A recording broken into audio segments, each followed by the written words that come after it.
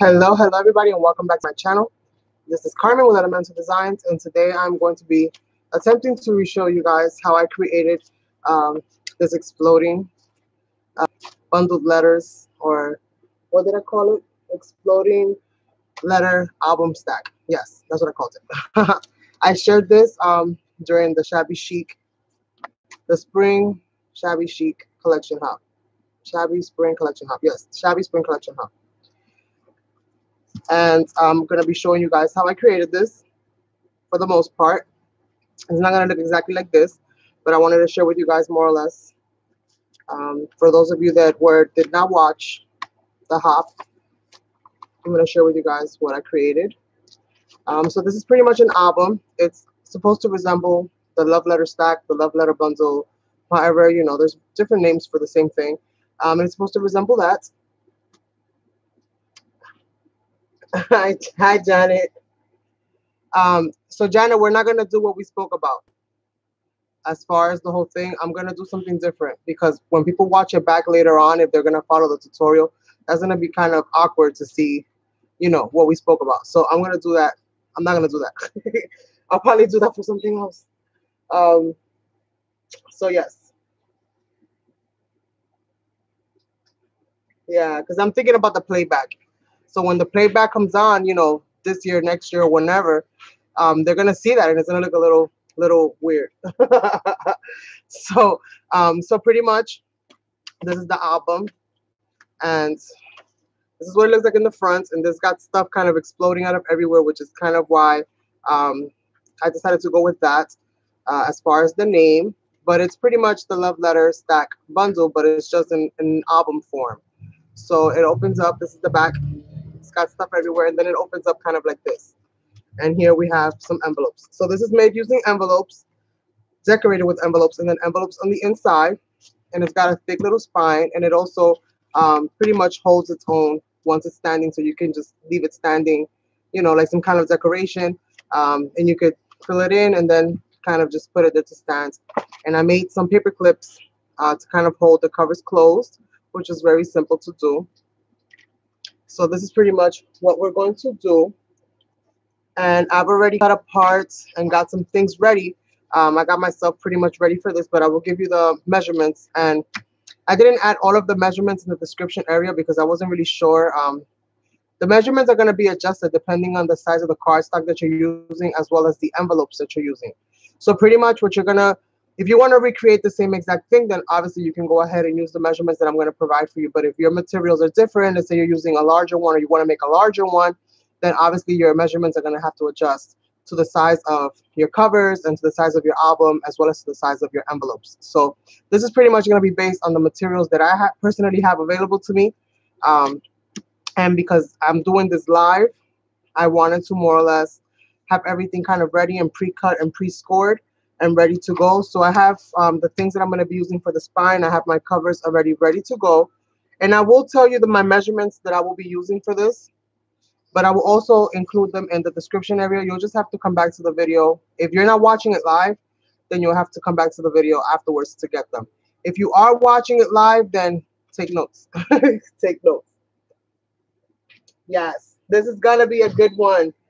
This is going to be a good one. So I've gathered myself some materials to use, and I'll just share with you real quick some of the things that I've gathered. I'm going to put my album to the side.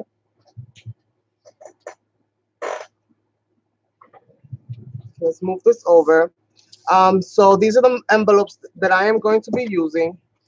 These envelopes measure approximately, let me just get myself the ruler real quick. These envelopes here are about 7 1/4 by 5 1/4. So that's the width of the envelopes that I'm going to be using. And you're going to need approximately 8, maybe 10 if you want to make it really, really chunky on the covers. I mainly just use 2 on the covers on the front, and I use 2 on the back, and then the 4 that are on the inside. Hi, Jackie. Yes, long time no hear, girl. That's for sure. So we have the envelopes here. So I'm going to use 8, and then I've also got myself some pieces of scraps some 6x6s, and some other papers that I think are going to fit the theme that I'm going to use. What else I have done here as well, if I can find it. Okay, I've also more or less pre-cut all of my pieces, and in order to decorate my envelope and save time, because again, I'm doing this live, what I did was very simple, you guys. I took my existing envelope that I'm going to be using, and let me just get my pieces here. And yes, it could be a little bit time consuming, but I think it'll give you a neater result afterwards. Now, if you're not good at covering the envelopes, then you could always have the option of making your own, and that way you don't have to go through the process of covering them. I don't have an envelope punch, one of those envelope board things. So for me, it's a lot easier to trace them out and then glue all the pieces together. So this is pretty much what I did. I took one of my existing envelopes, which is this right here, and then I just cut all the pieces that go on the envelope. I took all of those pieces apart. So these are like the flaps that go here, and this is the lid, the flap that closes it. And I'm missing one more. Let's see if I find it. Yes, here it is. And then so I took the whole envelope apart, and then this is not my template. I can head and just cut out my pieces. So once I got this all taken apart, then I went ahead and traced all my pieces. I traced all the album I'm going to be using. Hi, Debbie. I'm going to be using, let's see. Yes, I got my album right here. I'm going to be using this My Mind's Eye Gardens Vignette. I think if I'm saying that properly, I don't even know. But it's really pretty. So I'm going kind of with a darker theme because I'm shabby chic out right now. As most of you that have been watching the hop can understand. So I'm going with a darker kind of theme. This paper is absolutely gorgeous. And it's got beautiful, beautiful prints. And it's got a lot of glitter and texture because everything is like either embossed or glittered. It's absolutely gorgeous. So I got some papers from in here. And we're not done using this, so I got this on the side, but you can use any paper pad that you have available to you, or any paper, you know, that you like. And so I've gone ahead and got all my cut aparts, all my bases to cover my envelopes, and all the different pieces that I'm going to require. I've got those all pre-cut, and this is pretty much going to help it. It's a little blurry. Let me see if I can fix the focus.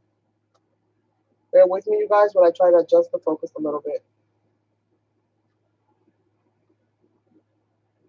How's that? Is that better?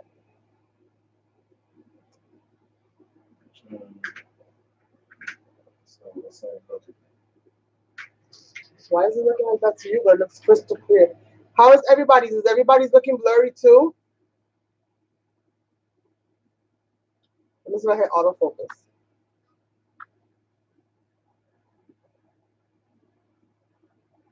I don't know why it's looking like that. Maybe your setting. Give me 1 second, you guys. Maybe your setting.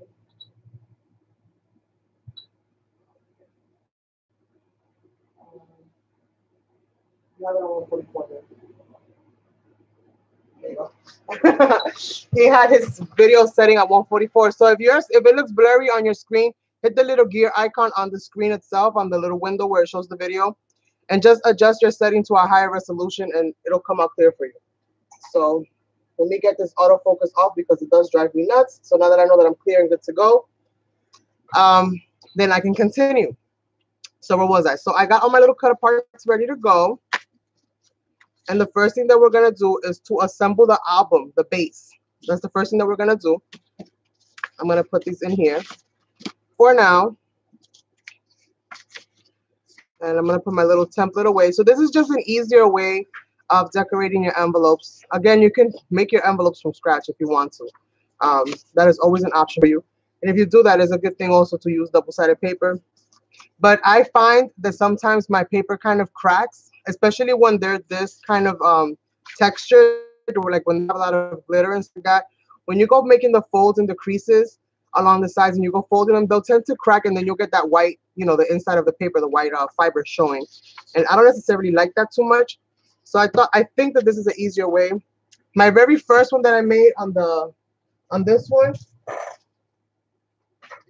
my very first one that I made on this one, I did have a lot of issues with folding the paper, but I did use thinner paper. On this one, I'm using a thicker paper, which is the issue with the creasing.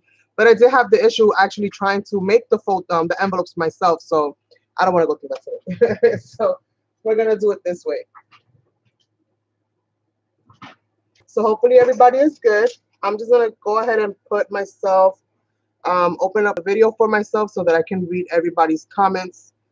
So just give me a second and then we'll get started. I've pulled out some laces, some trims. I also got some different stickers that I'm going to use to decorate some of the journaling cards that I'm going to be using in here.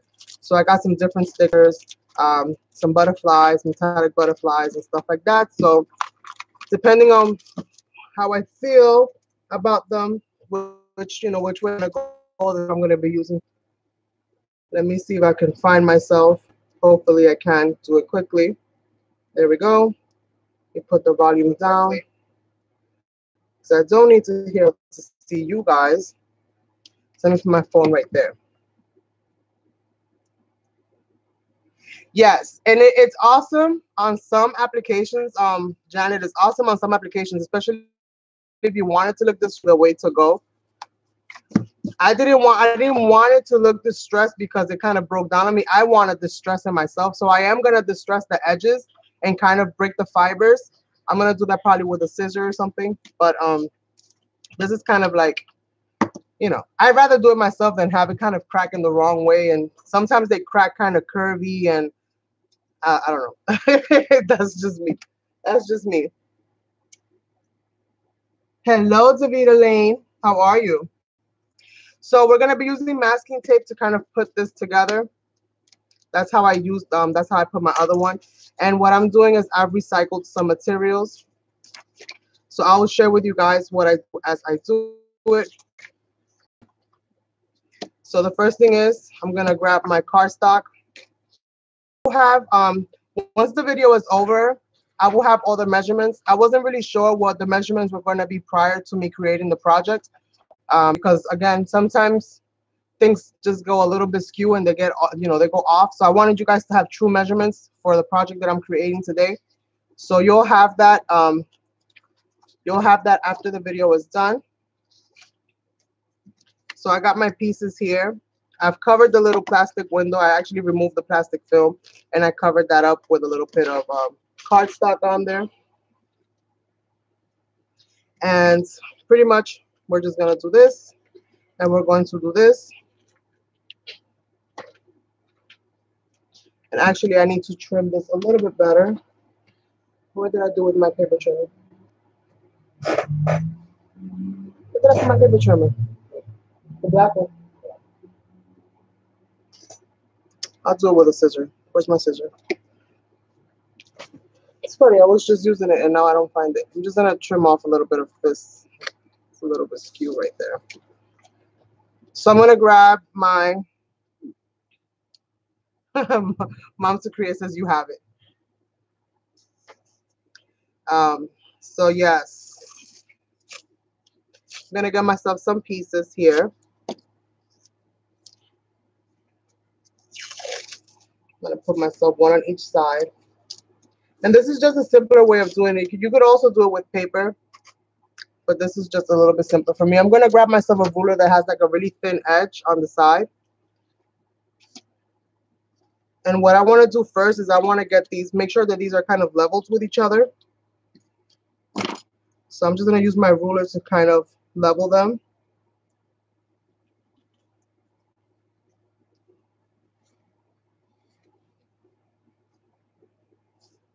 And to kind of hold these in place where I want them, I'm going to stick a tape right across it. Because this is masking tape, it's very easily removed. So I just don't want them to move for right now. So I'm just going to use a piece of tape to kind of hold it there. Make sure that space-wise, we're good. Okay. That kind of works for me. That actually came out pretty good. And so Janet said. So now what I'm gonna do is I'm gonna stick my first piece of tape down. And there's also another way of doing this, which is kind of like by putting the cardstocks together and then just kind of folding them over. They'll automatically have the right amount of space. That's probably an easier way of doing this. Where's my scoring tool? There it is.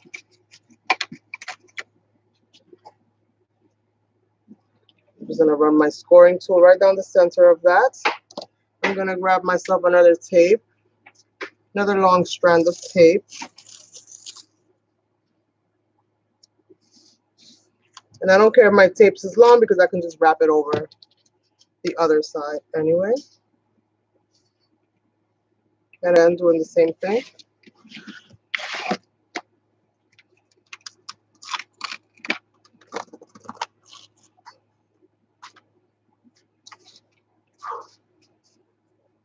My little mat over here is acting up on me. Bring that down, bring that over, bring that over.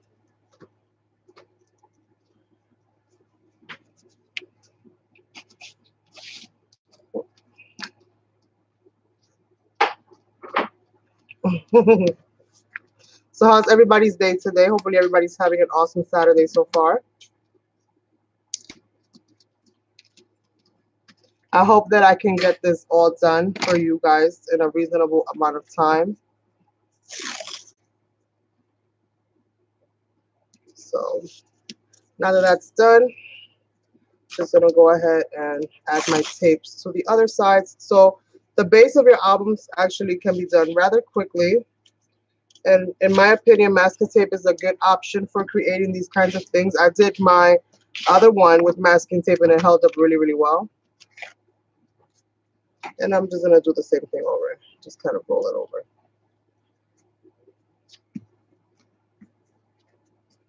Now, what I'm gonna do here, because I don't want, you know what, I don't like that too much. So, well, you know what, I'll leave it in. I'll leave it in. And what I'm gonna do is actually, I'm gonna add another piece over this just to make it a little bit more sturdy, but I'm gonna trim off the ends so that it's nice and flush. I'm just gonna trim off the end on this one. But I'll leave that there so that it's nice and it's well protected. So I'm just gonna cut this off so that it's nice and neat.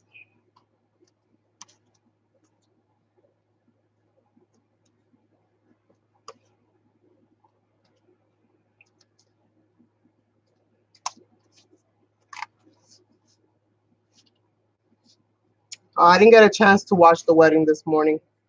How was it? Was it phenomenal? Yes, it's gonna give it more strength. That's right. So now you just kind of fold them over. My little mat is giving me a hard time here. Keeps sliding everywhere. Just gonna fold them over and then just burnish them.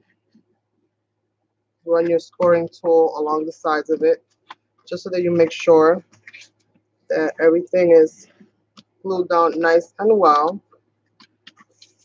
And also so that it gives your book flexibility when you're opening and closing it up later. So this is gonna be the inside of my book.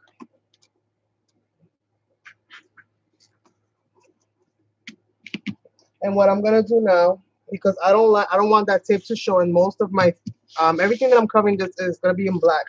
So what I'm gonna do now is I'm actually gonna go into with a black marker and just kind of color that in. I'm gonna color that in.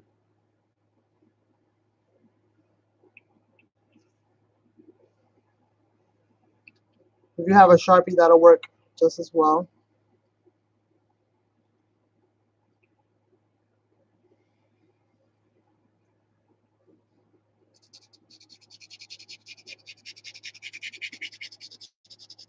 I'm using Faber-Castell because it's India ink and it's not gonna go anywhere. It's not gonna run. So when I add my glues and stuff like that, it shouldn't be affected, and it shouldn't damage my paper or smear my paper or anything like that. But again, Sharpie works just as well. I just don't have a black Sharpie handy.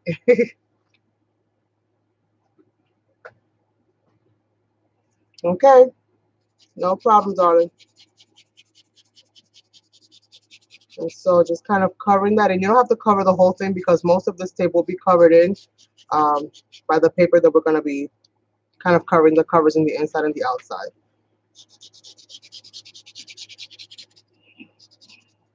But you do want to go at least 1/8 of an inch inward um, from the crease, you know, from the fold on both sides, just so that you have that kind of going.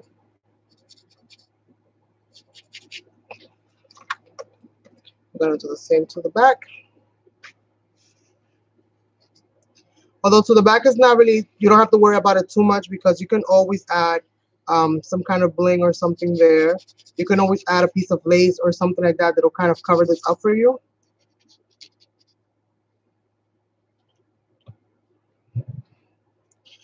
And then you'll be good to go. If you have an ink, you can also do that. You can also do that with an ink. Kind of like if you were distressing, you can also do that with an ink. So just kind of covering this up.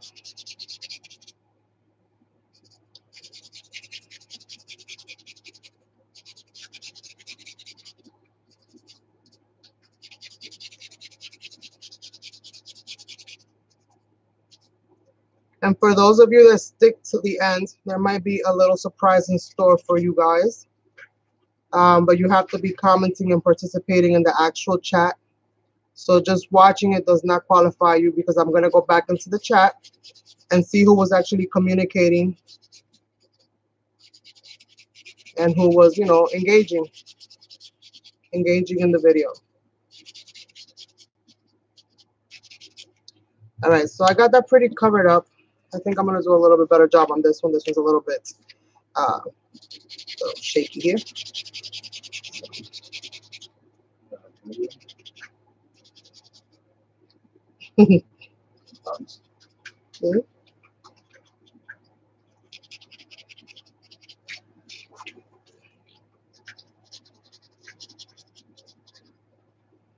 Making sure that I get every little space right there along this crease nicely covered.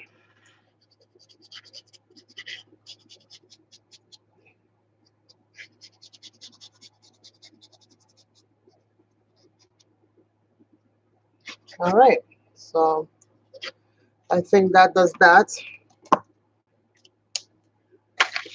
Now what I've done so far is I've cut my piece out for my spine. I cut this at 2 3/8 by 10. So this should be able to kind of cover this up nicely. Yes. So I cut it at that length because I'm gonna need to I'm gonna cut here at the angles and fold this inward. And I forgot to cut one for the outside. So you know what? Before I get that going, let me get one for the outside as well because I'm gonna need it. Last minute ordeal, guys. Last minute ordeals. So I have some scrap left over. So this was 2 3/8 by 10. So 2, here's the side. 2 3/8 by 10. So let's see. 2 3/8. Jeez Louise. Yes, a surprise. A surprise, a surprise. So 2 3/8 by 10. Well, I don't need it by 10 because I'm going to be using it for the inside. So let's see. Let's see. Let me just mark myself a little area here. Let me go by the cover size, just in case I did cut my spine a little short. What did I do with my pencils? Here they go. I'm one of those people that I tend to eyeball things, you guys. So just always double check your measurements, because there's a slight chance that I might be off by an eighth or so, just in case. So you guys don't get mad at me later saying, Carmen, you gave me the wrong measurements. So if you got any overhang, you could always trim that off. So I got that.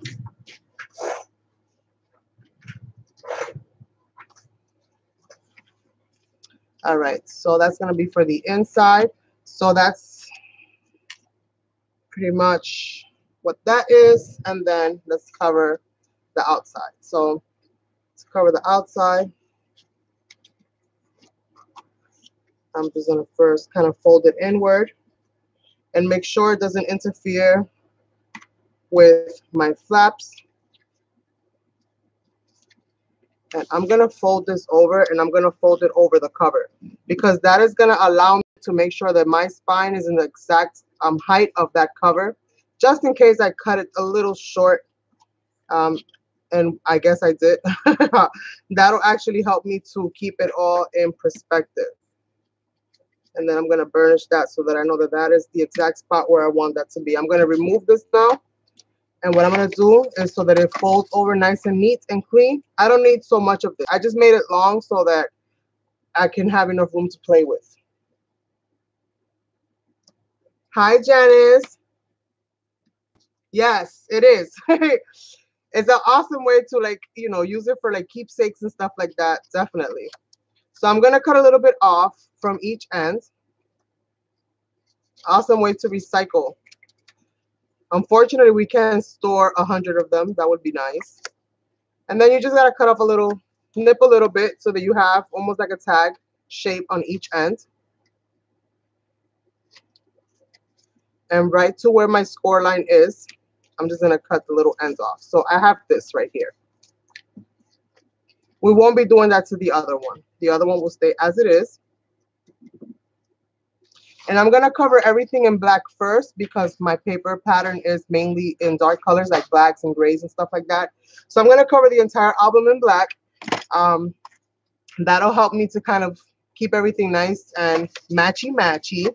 And I'm going to grab my glue. I'm going to fold this over yet again. And I'm going to start to add the glue. I'm going to add the glue right along the inside of this. And I'm using Aleene's Tacky Glue to do this job for me. I do the taps after I've got this positioned correctly. And you just got to pretty much hook it, fold it, and fold it. Make sure everything is nice and neat. Fold one flap over so everything stays nice and in place. And then just spread that glue around so that the cover is nicely covered up. I like it when I see a little bit of that glue just coming out from the sides. That means it went all the way across. Now I'm going to go ahead and add my inside flap on the top. Add my inside flap on the bottom. And I'm about to remove this mat. I hope that this will still focus, but this mat is driving me literally insane. It keeps moving around, and it's driving me loca, how we say. All right, so let me get this out of my way. All right, so we have that going. Now let's burnish that as well. And again, I like to see it when the glue comes out of the sides, but that's just my preference.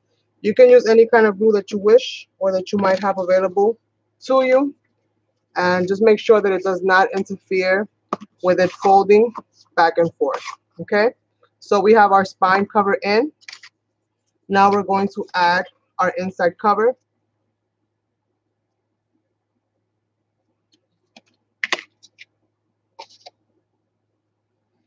Yes, it wasn't originally my favorite, Zavita. I will be honest with you. I had a favorite, but it has passed away because they no longer sell it in my Dollar Tree. Um, it was I forgot the brands of it, but it used to be the one that came before the new embellishment glue the Dollar Tree has, and unfortunately, the new embellishment glue that they have is not a very good formula, and it does expire, and it expires quickly, which is really the problem.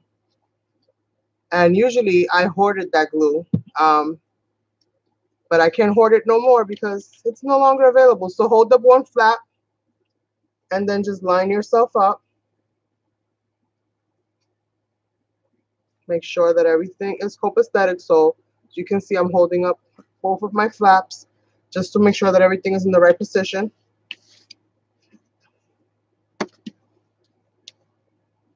And just make sure you get down to those little edges.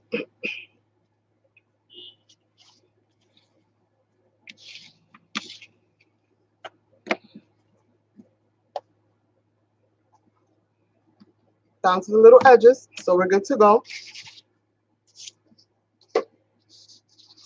And these are the covers that I made. Now, with these covers, I did score along the entire side of it. But we are going to be trimming one side off because we won't need it. And pretty much what I did is I scored at 1 and, let's see, 1 and 7/8 for the dimension of my covers, which I have the dimensions in the description. 1 and 7/8, and then I scored at 1 and 3/4 to get me that center where I can place my covers at. We're going to be cutting off one of these sides, one of these strips here. Both of my papers are already pre-scored because I scored them together. Yay for saving time. Yes, it does the job. It always, Aliens Glue always did the job. It did. It always did the job. And thank goodness that they started carrying this. So I'm going to hoard this while I can, as long as they are available. And hopefully they don't come out with some other thing and trick me into getting another brand because I refuse. I refuse. I refuse. Okay. All right. I found my little handy dandy cutting tool here. And so I'm going to go ahead and remove one of those sides right here. And I'm just trying to make sure that I have it in line with what I needed to do.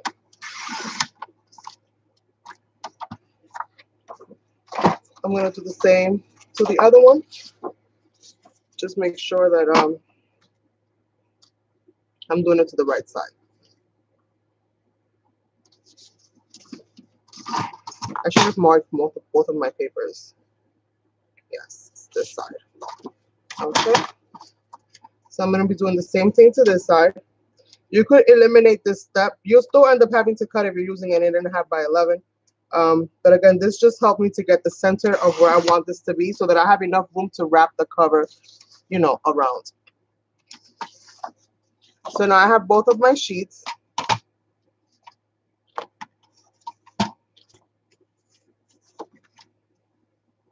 And again, working from the front. I'm going to position them.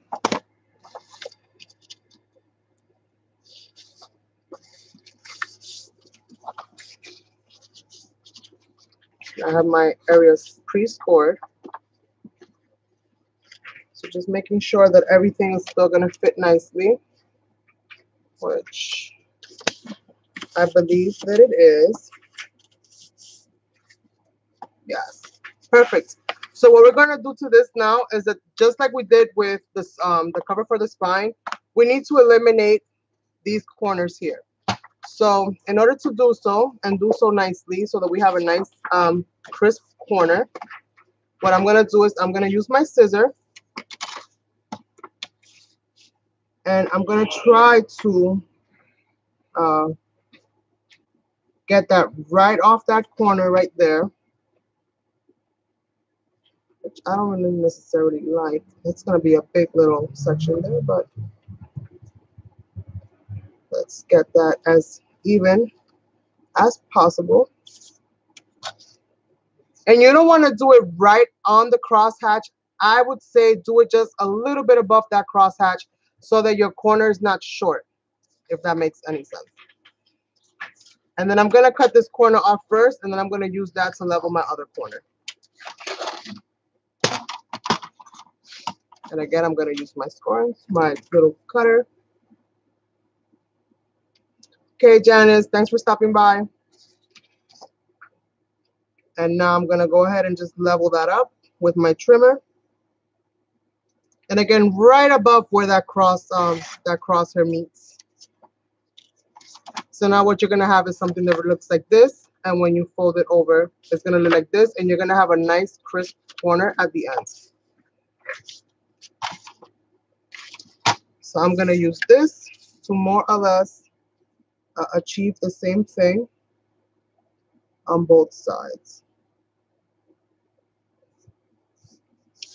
Let me see. Making sure. You know what? I'm going to use my scissor. I mean my ruler, I think, instead. And just, yeah.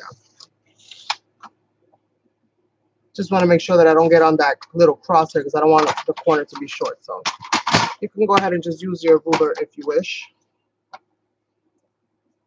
And I'm going to level that up right above where that little crosshair is. Right above it. And that should leave me with a nice crisp corner. You don't want to do it to this side because this is going to be, you know, the cover is going to be complete this way. So let's do the same thing to this side. And I know more or less where I'm going with this. So I'm just going to go right above the crosshair.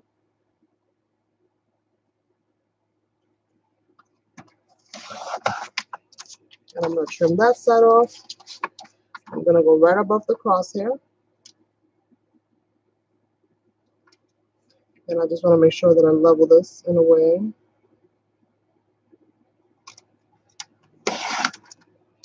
All right. Nice and crisp. Nice and crisp. So we got that part done. Good job. Making coffee. I already had mine because Sazone went and got me some coffee all late in the day. So now I am completely wired, you guys. I am very coffee sensitive, caffeine sensitive, I should say. So now we have this, and we have our covers.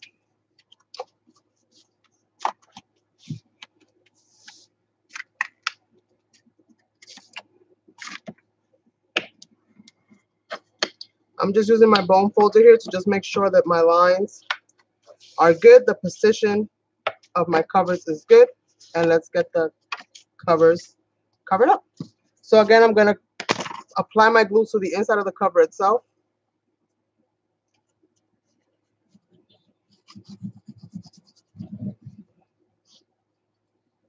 The most important place is to add the glue here. You can go in any direction in the center, but definitely catch those corners and catch that spine seam like right towards the end of that. This is not so much that you have to worry about it because we are going to be flipping that over. So that's not too bad. And what you want to do is you want to use your flaps as your guide. This will help you to position everything perfect. Fold it over. And smooth that glue out. Make sure that it spreads out nice and neat everywhere. So now that's good to go. Let's go ahead and glue in our flaps.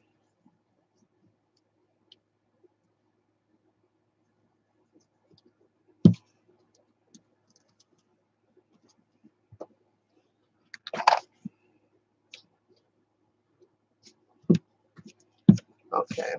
I think what I'm going to do is with these ends here is that I am going to cut these ends. I'm going to cut them in a little bit so that I don't have any buckling. So I'm just going to cut that in. And again, the same way as we did with the spine, just have it kind of tapered on the sides there.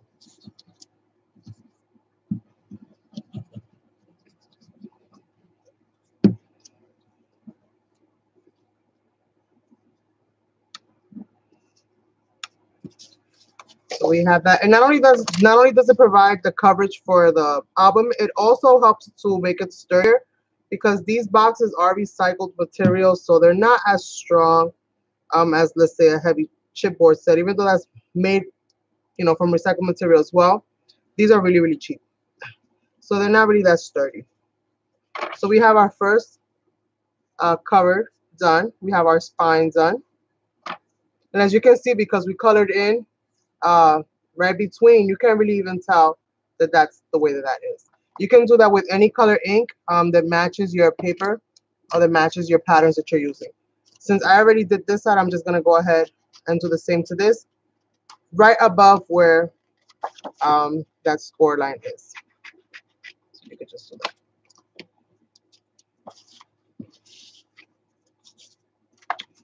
And let me just make sure that this is good to go. As they say, measure twice, cut once, right? That's good to go. Unless you're using, cardstock or chipboard that's already pre-measured for you, just make sure that you double check, that your covers are going to fit. Because whenever we're doing things by eye, there is room for error, as we all know, right? All right, so now I'm going to slide that in there, again, using my flaps as my measuring and kind of my positioning tool here. I'm going to keep the flaps down so it doesn't slide around. And I'm going to move that glue around in there.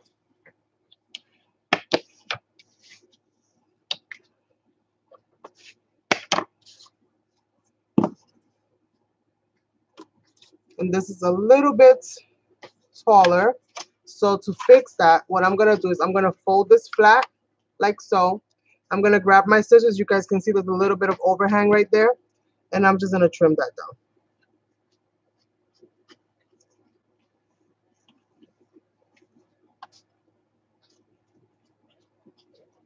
It's about 1/8 of an inch off.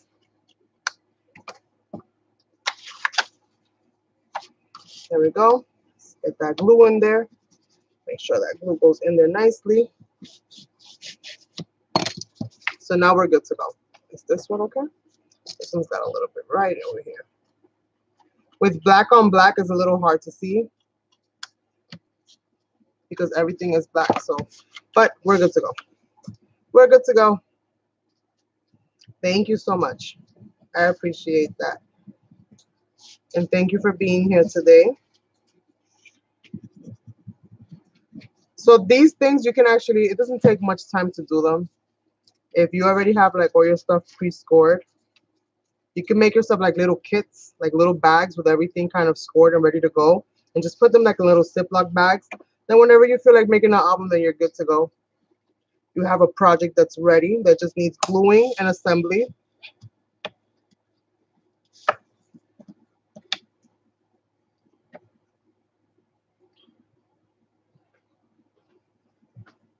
A little bit of gluing and assembly. So that's good to go right there. I forgot to cut my insides out. So I'm going to do that now. And I'm going to need 2 of these, 2 cardstocks to cover the insides up. But this is pretty much very simple to do. I'm going to put that to the side.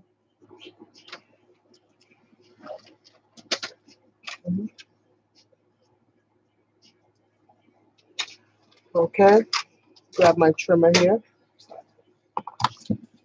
And just so that I do this properly and I don't create a bigger cover than I need to, I'm just going to use my covers themselves as guides. And all I'm doing is adding the paper in the inside, making sure that it's nice and leveled.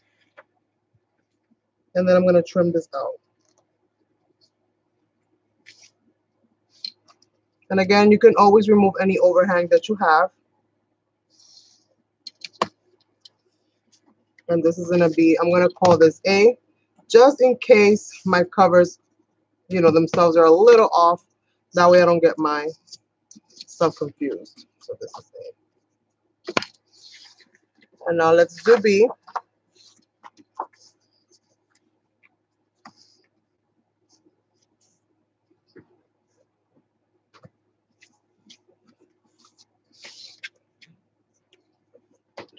And let's trace that.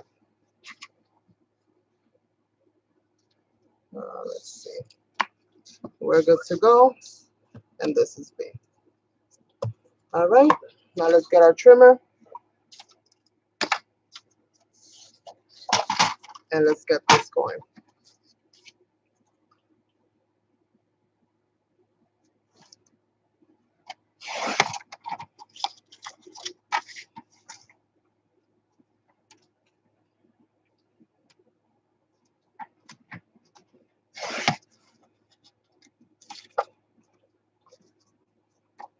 This is B. And B goes face down because that's how we did it. And it's off by a smidge. So where's my,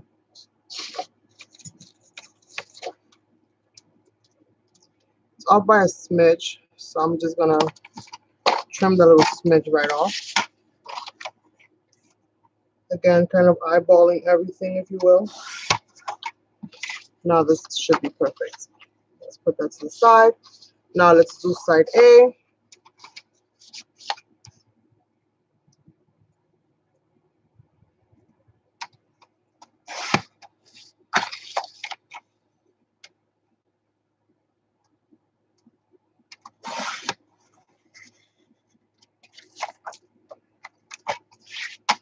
And don't throw your scraps away because you can embellish those further.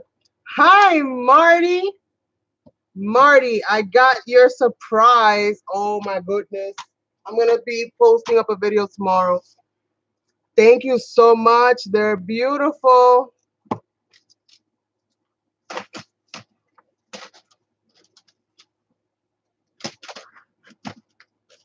You're washing dishes. Hey, at least you're being productive, right? That's what's up. That is what's up, girl. Okay. I gotta take this little overhang right here as well. Also reporting there has been progress, darling, on the lap book that you won. So soon, soon, soon, soon.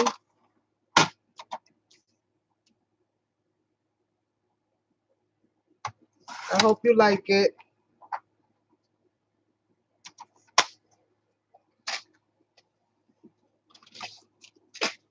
I know. I know.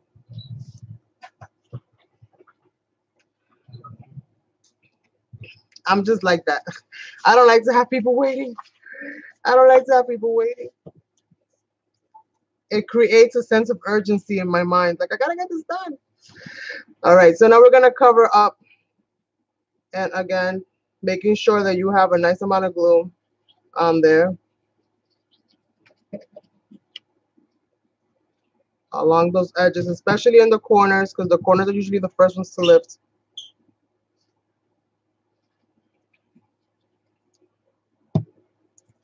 And this is B, and I'm gonna be lifting up the cover.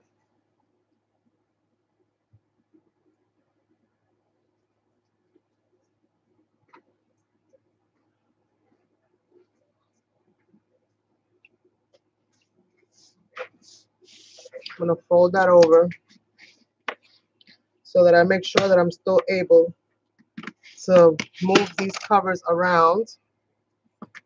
Perfect. And this glue dries clear, so definitely a good idea to get yourself some glue that dries clear. You can always remove any overhang, any little piece of edge that is popping out with some really nice scissors.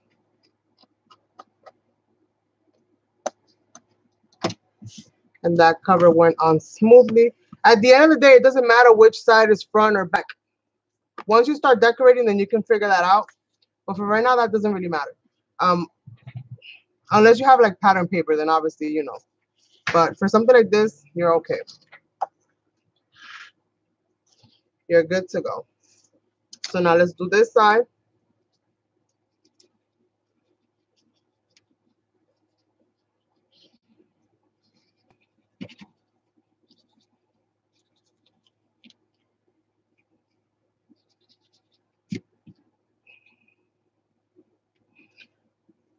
Okay, I'm gonna add a little bit more on these corners.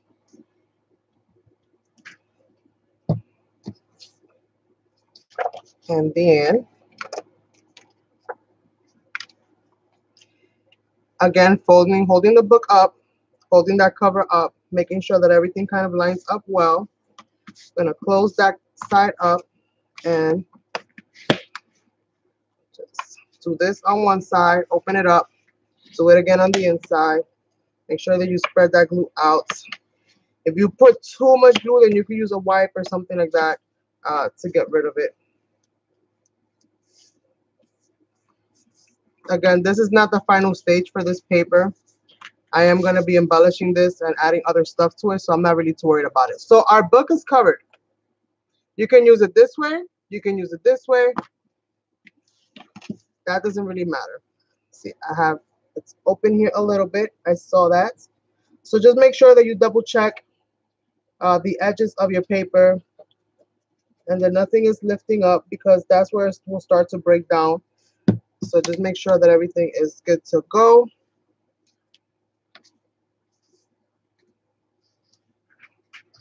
Firmly press down on everything. Okay, so you can use it this way, you can use it this way. It's flexible enough that you can use it either way. Now for this, you guys, this is how I made the spine. I need for 4 envelopes. So what I did, I know I wrote it down somewhere. Let me see if I find my notes.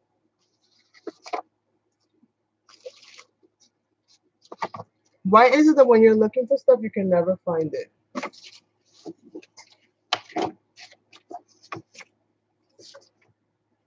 I know I scored at, oh, here it is. So this is like an accordion spine for adding the envelopes to. And this is 7 1/4. And originally I cut it by 11. And after I scored at every single inch to come up with the 4 little tap areas that I need. And then what I did is that on the ends, I cut it 1/2 inch off. So I took 1/2 inch off from the ends after I scored everything, just to make sure that everything was the right proportion that I wanted it to be. And what's going to happen is that these envelopes that we're going to be decorating in a minute, I am going to be trimming off the ends of all of these envelopes.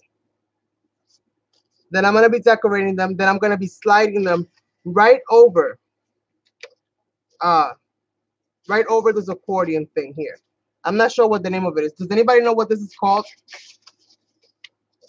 Where you put your papers on? You know, where you stick your stuff to?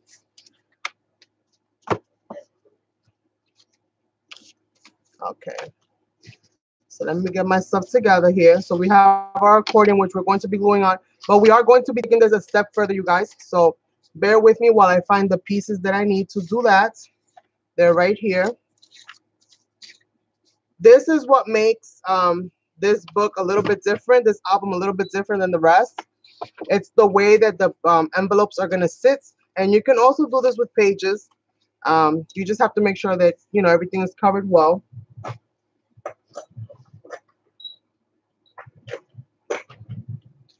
All of the envelopes in this album that I created, they're all off. Which pretty much means every envelope is either higher than the other and tilted in either towards the right or towards the left or raised in the middle. And how I achieved this is because I altered how the spine is and where I'm actually positioning the envelopes themselves. So this is why this album kind of looks like that. If you can see the envelopes kind of sticking out behind one another. And as you can see, I have one envelope here. This is another one here. And you can actually even see it standing up right there. And then everything else that you end up adding to it is, you know, kind of what makes it look like this bundle of joy right here with all of this stuff kind of happening all over the place. That's all part of the embellishment process. Thank you. I try.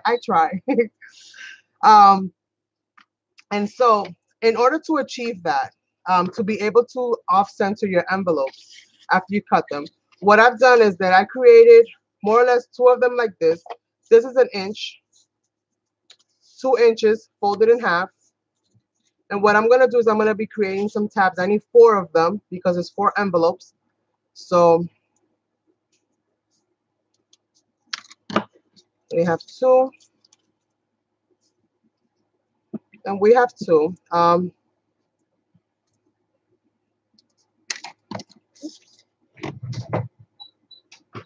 making a mess, you guys. So we have four altogether. My garbage was taken from me. Somebody moved my garbage can. Okay, so we have four of these.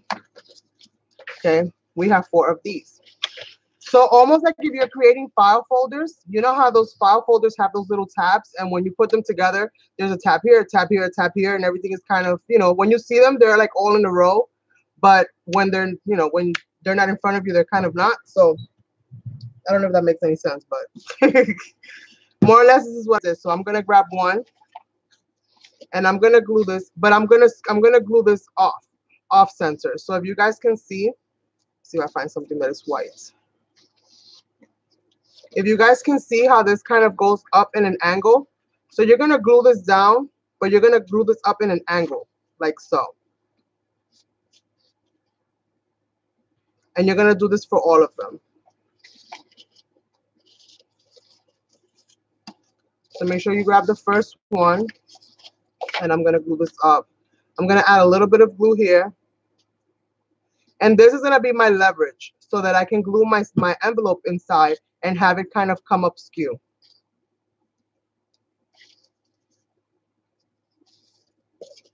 So it's gonna be lower on one end. If you guys can see it, it's gonna be lower on one end than it is on the other. And it's gonna be higher. So it's almost like it's climbing uphill. That's kind of what you wanna do. And you're gonna glue this down. You won't be able to see this because this is gonna be inside of the envelope itself. So you won't be able to see that. And that's more or less how that goes. That's also gonna give your envelope here. It's gonna pinch it a little bit, so it won't have the accordion all over the place. You know, being too wide. I didn't have to glue any of these sections down. I left them the way they are. Once I glue them into place, they're gonna fit pretty much like so. Plus, you want this to be kind of flexible and open because that also adds to the, you know, like it wanting to burst and looking like it's kind of bursting. So the next one, I'm gonna add it. I'm gonna add it straight and in the center, but I don't want my envelopes to come all the way down here. So I want it to sit kind of higher. So this one I'm gonna make it straight. The end ones is the ones that I really want to kind of come off to the side. So you know what? Let me see what I do here. I think I'm gonna do this one this way, then do this one in the center, and then do that one. Okay, so I'm gonna do this one the same way that I did the front one. I'm gonna do it on this end here, and the same thing going uphill. Yes, that was the secret. Yes, mom, to create. That was the secret to how I made that envelope album look like everything is falling out of it. So again, you want to go in about 1/8 of an inch off the edge. So you want to leave a little bit of room, and then you want to bring this up like it's climbing uphill. So from the end, it's going upward, almost like if it's about to fall off. Right towards the edge, if you can see that, right towards the edge. And then just press it kind of firmly.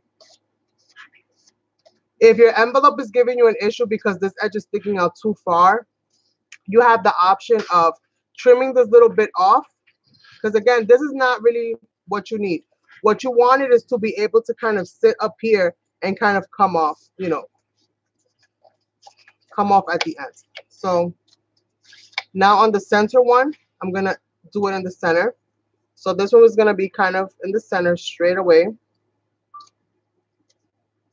And all you got to do is just glue the ends. And these, it doesn't really matter how big or how small you make this. I would recommend that you don't make them too small, at least over than an inch. This is approximately 2 inches long. So we're going to pinch this one right in the center.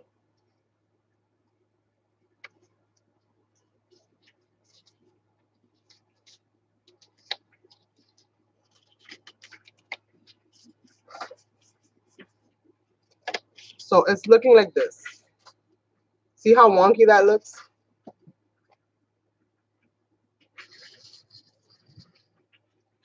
They're all kind of off.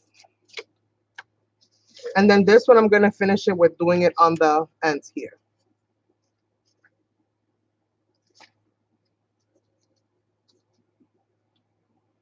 The more of the envelopes that you add, the longer the accordion. You could do two pieces like this and glue them side by side. The longer that you make this, the more envelopes you add in it, and the more tabs you add, the bigger the explosion, the bigger the style of the envelope is going to be.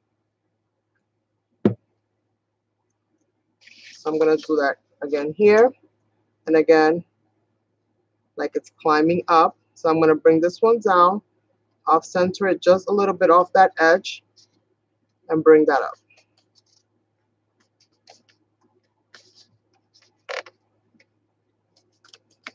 So we're going to allow this to kind of dry. So here we have what this is kind of looking like so far. And now we're going to work on decorating our envelopes while this is kind of drying itself away, because we're not going to use that just yet. Before we glue this into the spine, we're going to glue our envelopes onto this, because it'll be easier to glue the envelopes onto this part first than to be fiddling with the book, you know, afterwards. So we're going to create our envelopes, you guys. So for those of you that missed how I did the envelopes, well, how we're going to cover them, I took an envelope apart, and pretty much what I did is that I used it as a template in order to trace out the pieces that I'm going to share with you guys now. So this is going to be completely custom. It's going to be based on the envelopes that you're using and the size of your album, as you know, in whole.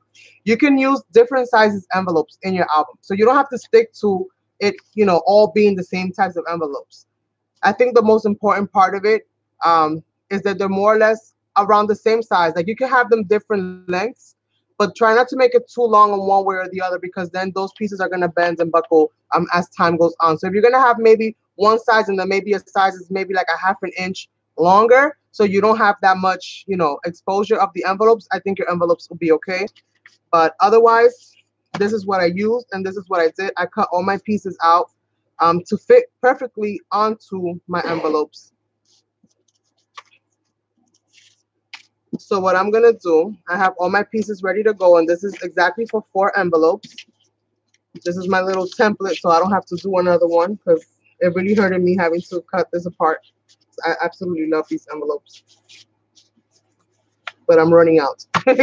Between the last album and this one that I'm making it now, I'm definitely running out. So let me put this back in here because I don't need these anymore. Let me put my paper to the side. But right now, I'm going to put this to the side right along with this. So we're going to keep this all here. And what I'm going to do before I even start this process is I'm going to trim the bottoms of all of these envelopes. Now, again, you have the option of creating your own envelopes by hand and therefore not needing to do all of these extra steps.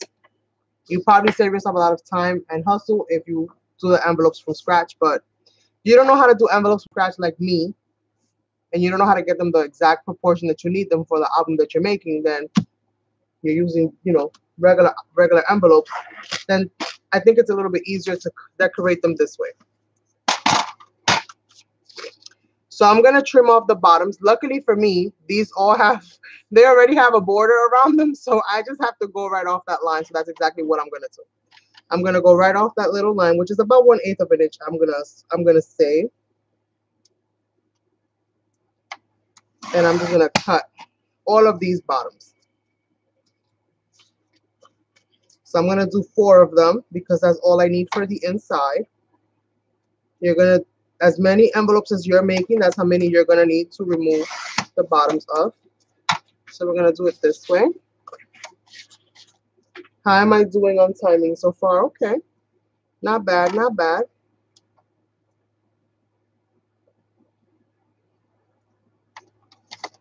Oops. One more. Thank God these blades come in a pack of 2.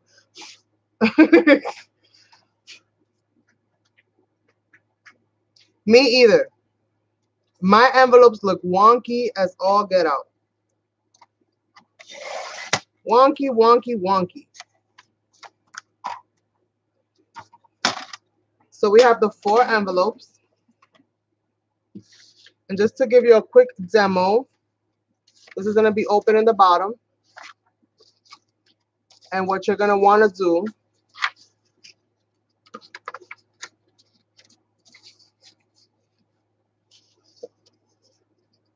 is offset them. So they're glued onto that tab, and you can bring them down like so. You see how it's going to be off kilter? So you're going to be able to bring them down like so. And that's going to become your anchor. And then you can just glue right on the top. And that'll be one off skew like this. And then you'll have the next one. It'll be like so. Then like so. Then like so. It's a little bit easier to show you guys with the white. Let me not mix my envelopes up. Let me put these envelopes here. That's for the second part of the demonstration. Okay, so that's that. I have my 4 envelopes good to go. Before I decorate them on the outside, I do want to decorate them on the inside. So you can leave them white if you wish. It still does match the theme, so I'm not sure. What do you guys think? I can go ahead, and while they're still open, this makes life a lot easier. I think I might leave them white though, because I think it'll save on time, because I won't have to be adding extra pieces here and there. You probably need a wider paper depending on the size of your envelope. But I think I'm going to leave these white. Yeah, I think I'm going to leave them white. I think that'll save time. That'll save time, but you have the option. Once, if you're using, let's say, one-sided paper, or using your envelopes that are white, you have the option of either stamping images out through them, stamping a nice little sentiment here. You could even add a cute little chipboard on this side, because you know it's gonna go down like so. So you could do many different things to the insides of your envelopes, or you can cover them with paper. Example, dictionary paper, or any other kind of paper, be it pattern, dictionary, recycled, whatever the case may be. I think to save time, I'm not going to go through that step of covering them. But I still have to do the outside and the embellishing. So let's get to that. Let's get to covering up these beautiful envelopes and adding them to our spine. So I think that's it for all of my pieces. And I'm just going to go ahead and get my pieces together.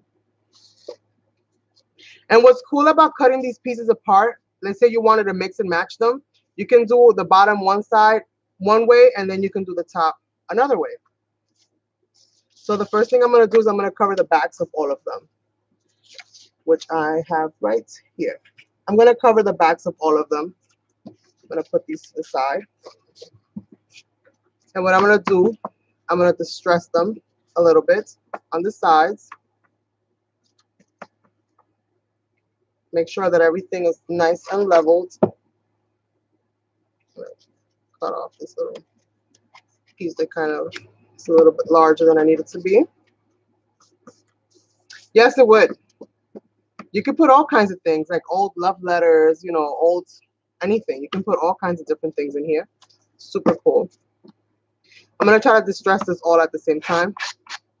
So just going along them with my scissor. Just giving it a little bit of a textured edge.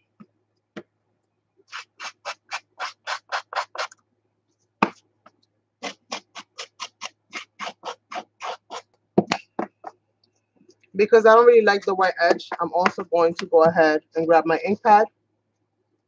And I'm using a Ranger archival ink. You can use any ink that you want. And I'm just going to do this.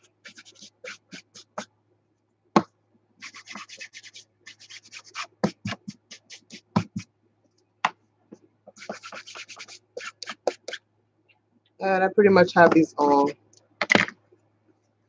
kind of covered up. If I feel like I need to add more, I can always add more. Now, because my envelopes themselves have this kind of mustard looking color, which I'm not really a fan of. It's supposed to be like a gold, I guess. It looks more like a mustard color to me. Because I don't like this color, I'm going to do the same with the edges of this. and I'm just gonna run the ink pad right along the edges.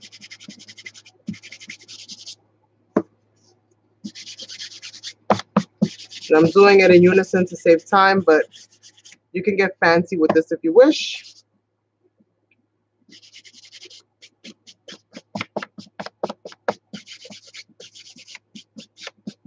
Taking the little tool and going one by one just takes too much time. And yes, you're playing dominoes. Nice. I don't know, Marty. Call it luck. Call it luck. And my hands are dirty already. Look, they got ink. They got ink. They got ink. As much as I try not to get them dirty, they're still gonna get dirty.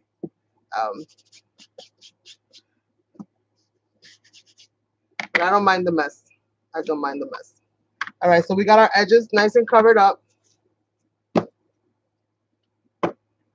Hopefully you guys can see that. And now, let me get myself something to kind of wipe my hands with. There we are. Get myself a little rag and try to get as much of this ink off before I proceed to the next steps. Just so that I don't do a lot of transferring of this ink. Just in case I got any on there. So we're gonna do the backs. So I'm gonna do the first one. And I'm gonna grab this. Again, I traced the outside of the envelope so every piece should fit inside perfectly. Let me get my little tool here. You can use a glue stick. You don't even have to go with this. You can also use double-sided tape and just put some double-sided tape on the edges and a little bit in the center. You'll also be okay doing it that way. And, okay. You can pick any kind of paper, any kind of patterns to do this. And you can get away with pretty much any kind of style. We did a shabby chic. You could do vintage. You can pretty much do any kind of style of paper that you wish. And then I'm just going to level this together. And if I have any edge of this envelope that is peeking out, like I have a little bit that's peeking out here and there, I'll just go into it with my ink and just blacken those areas out so that I don't see them. But I'll do that afterwards since I might as well do it afterwards. I might as well do it afterwards. So we have the front one side. And let me get the matching pieces. This is going to go like so. And I'll just trim off any excess off the envelopes that I don't need. This is one spot here. This is another. I should have had these grouped together properly, but I didn't. Okay. So we have the two sides, then we have the bottom. I'm going to leave the top for last. The first thing that I'm going to do is I'm going to distress these and do the same deal again. So I'm just going to distress this just a little bit.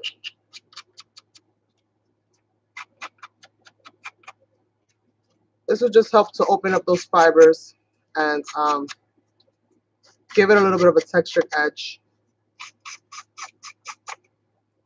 No, I did.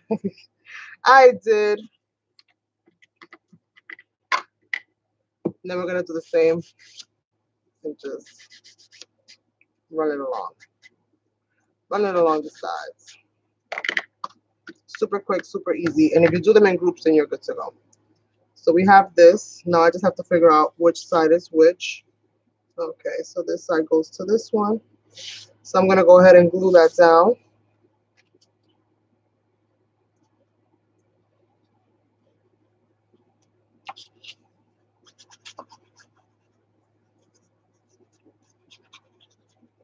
And you might not want to use glue that dries very instant because just in case you're off a little bit, you won't be able to play with it too much. So let's see. It's this way? Yeah, it's this way.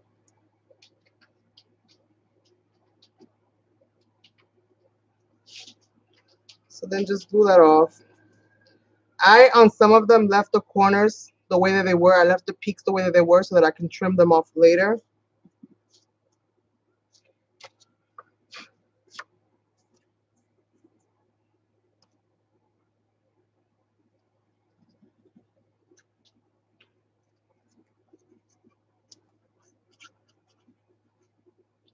If you have a machine that cuts out the pieces for you, then you're even better off with that.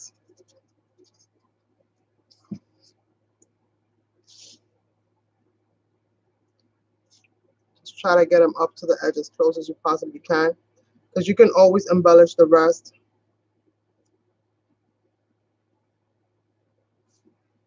There you go. You can always embellish the rest, so you're good to go. You found your dominoes at my desk.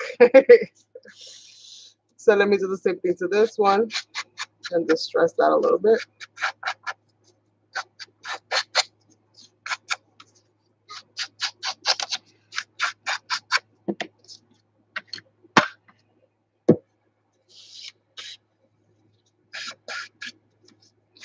And you don't even have to do this. That's just my preference, to do it this way. As far as distressing them and stuff, you don't have to necessarily do that. You can just go over with a marker later if you wish.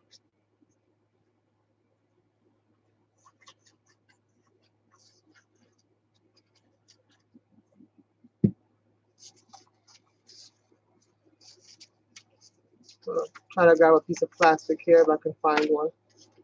I'm gonna grab a piece of plastic here, and I'm just gonna slide this plastic in so that it doesn't stick to the back of my envelope, just in case I am off a little bit.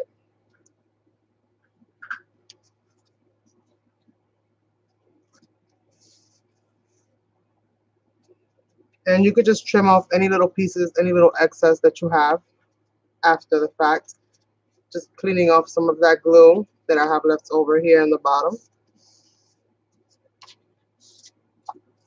And voila, we have our first little envelope. So I did this on purpose so that I can just make sure that I have everything covered the way I want it.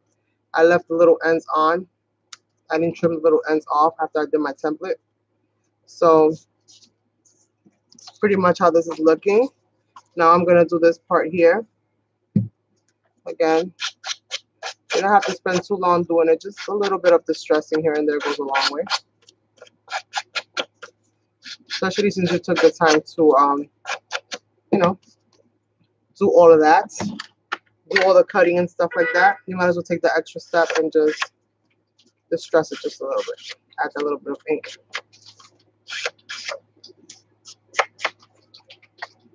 So that's that. If you don't want to get your hands dirty with the ink, then let your pieces dry. After you ink them, put them to the side, let them all dry. Let that ink dry. And then you won't get your hands dirty when you are working on the project.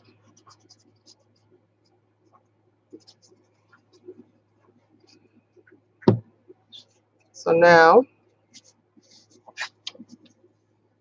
we are going to position this flap on the top flap.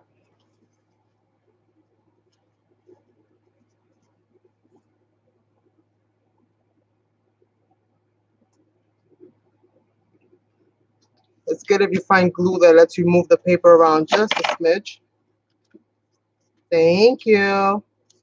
Thank you so much. Thank you, thank you, thank you, thank you. I'm gonna let this dry, but I do have some overhang to trim off afterwards. But this is pretty much it. This is pretty much it. Just trim off any excess that you see. Anything that you don't like, you can go ahead and go over with black. Chances are is that I'm gonna go over, like I left a little bit of overhang here, and I got a little bit of overhang here from the envelope. So I'll go into that with a black marker and just blacken that out, and then you won't even notice. And this is, it still opens normally. And I think in a way it'll almost make your envelope last a little bit longer because it's not tearing away so much at the edge, you know, at that score line. Taking these little bits off. And we're good to go. Now let's move on to the next one. And I'm going to do these really, really quickly. so that I can move on to the other part of the show. So I'm going to grab all my pieces and I'm just going to do all of the distressing really fast on all of them so that I have everything in groups and just ready to glue down and ready to get a move on. I am the same way. I'm the exact same way. I'm the exact same way, girl. I won't lie. I am the exact same way. So this is these three. This is this three. And then these are those that go on the side. So let me go ahead and do this. Do these two.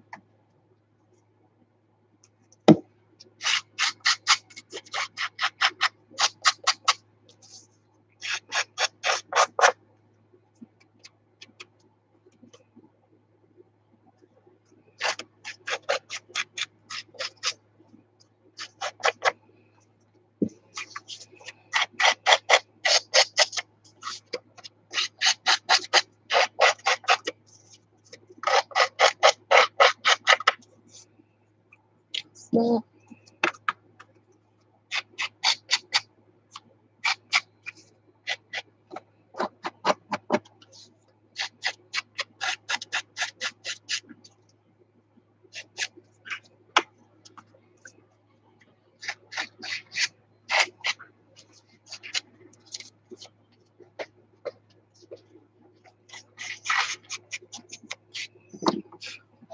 All right, so I got that.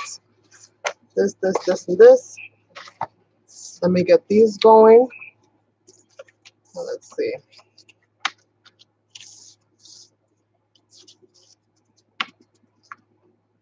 Pretty much just put them back to back, and then you'll be able to get that going more at the same time.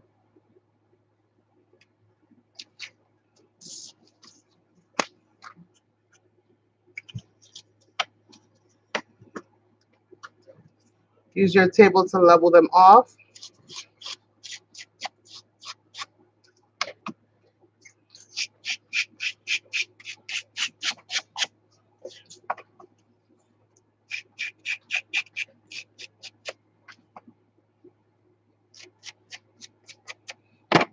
Easy peasy.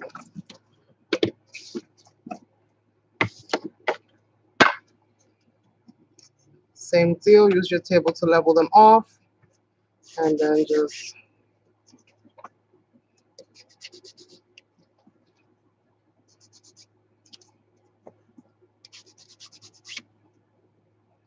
and there we go. That's one batch. Another.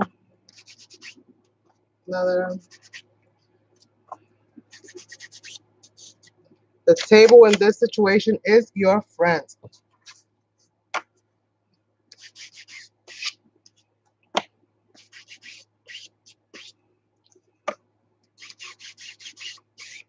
There we go. Those are all done. Now let's get the rest of these things glued on. So I am going to do the bases for all of these. Let me just make sure that my envelope is facing the right way that I need it to. And let's see if I can do this like one of those conveyor lines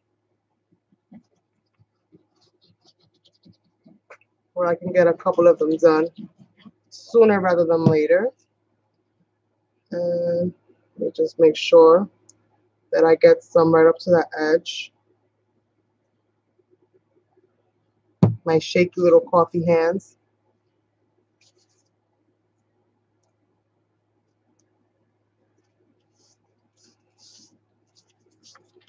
This one.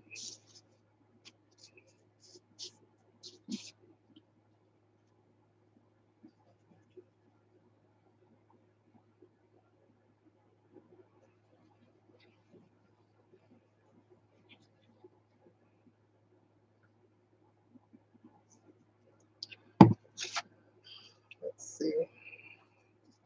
That's two.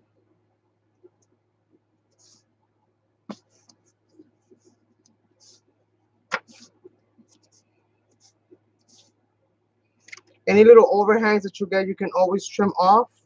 Besides the sides, you can't cut the sides off because then you don't have an envelope anymore. You have a book.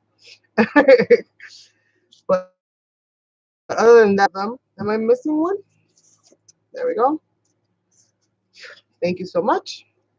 I try to pass on whatever I learned through trial and error, that's for sure. And there is a lot of trial and error in my process. Look how dark, look how dirty and dark my hands are right now. So,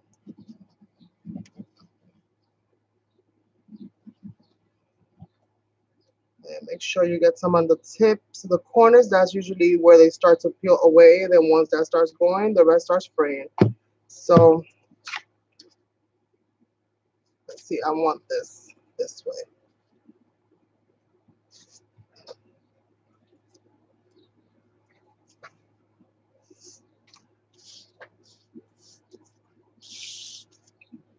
This one I missed the corner right here, so let me just make sure I get that. Make sure I get all of my corners. That's good. That's good.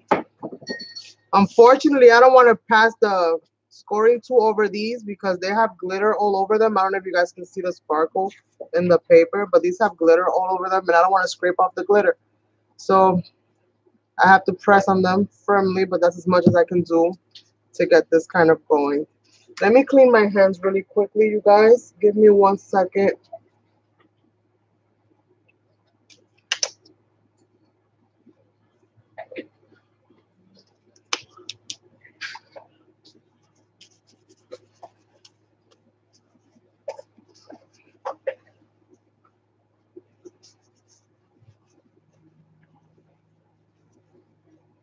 I'm using brush and stencil cleaner, and a little bit of that takes all the ink right away. It's a product by Deco Art used to clean your brushes and stuff, but it does all kinds of inks and all of that stuff. I don't know if it gets rid of stays on, so I won't claim that, but it does do a good job with removing the inks. So my hands are good to go, ready to continue. Now what I'm gonna do, because I don't want to keep moving forward without having these edges cleared up, because I have a feeling I'm gonna forget. I'm gonna go into it with a black marker really quickly.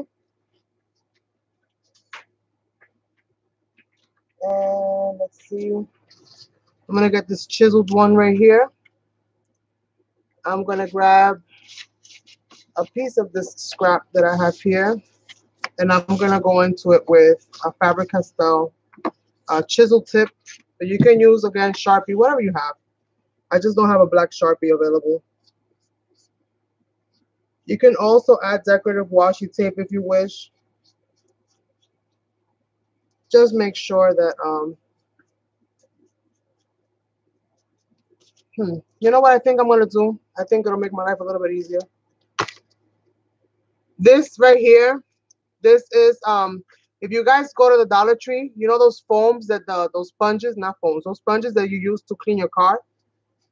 They're like humongous. You could get that. It's an awesome sponge, and you can make yourself a little distress tool with a clip and that, and you're good to go. This is also a good way to keep your hands clean. I don't know how much it works, but you can do that as well. And just apply your inks that way. I'm not so much worried about the bottoms because I am going to be covering the bottoms up with some lace, some black lace, which I pulled out, but I don't want it to show on the sides.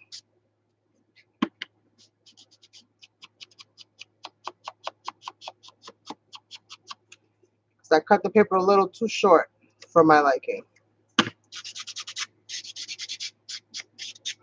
So this is a little makeshift thing that you can do. I'm trying to think which is the best one. If I like it more with the distress tool or with the marker, and I think I actually like it with the marker better. Yikes.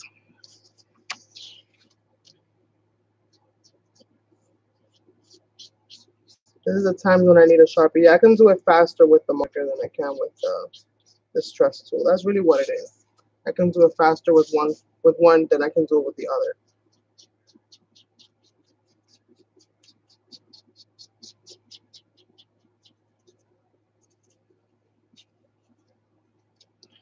And that's it for now. That's one. That's two. What about this one?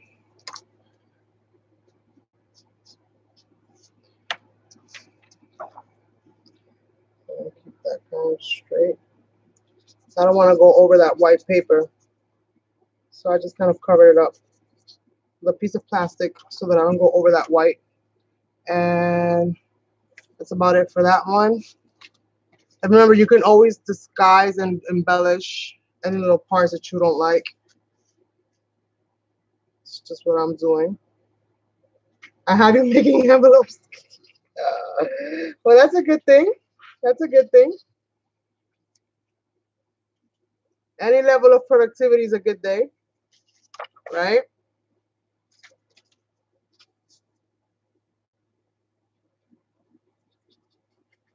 So again, just covering up those little areas that I didn't quite get too well.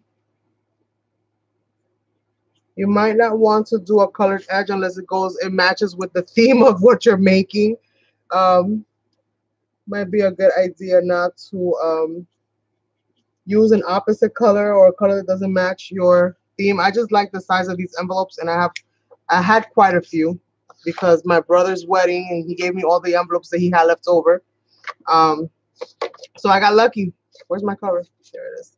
I got lucky in that sense with that. So let's get on with the show, and let's start adding all of the other pieces. And what I did was I did the sides first. So this is the dots. Let me get myself my dots. Here are the dots. And this one's going to go with this one. So I'm going to keep those together, save myself time. And this one is going to go with this set here. It's going to go with this one. This is going to go with this one. This one's going to go with this one. All right. So let's get this on the road. So opening up the envelope. This is the one that goes here. Yes. Now, cannot forget the coffee. I'm a 1 cup a day kind of person. Janet can attest to that because when I'm talking to her on the phone, oh my goodness, she has to tell me all the time, slow down, Carmen, slow down. I'm being Spanish and having coffee in my system is not very yeah, it's not conducive to good behavior. I talk a mile a minute and probably faster than that. I'm like ridiculously quick when I'm on coffee. And she's constantly having to tell me, slow down, Carmen, slow down. I can't understand what you're saying. And I talk fast naturally.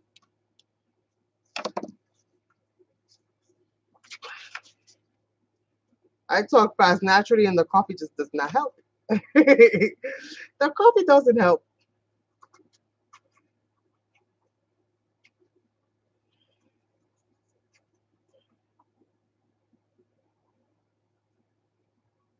And never mind when I'm excited about something, then you really cannot understand nothing that I gotta say. I'll have to tell you that story like I don't even know how many times when I'm excited about something. Forget about it. You'll be like, okay, girl, write it down. Write it down and send it to me. I'd rather hear the news 3 days from now than have you repeat it 1,500 times because this is not working right now. This is not working.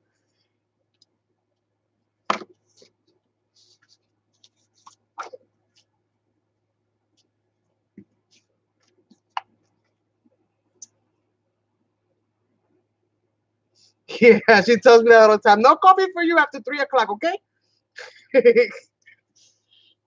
No coffee for you after 3 o'clock. You too much. You too much.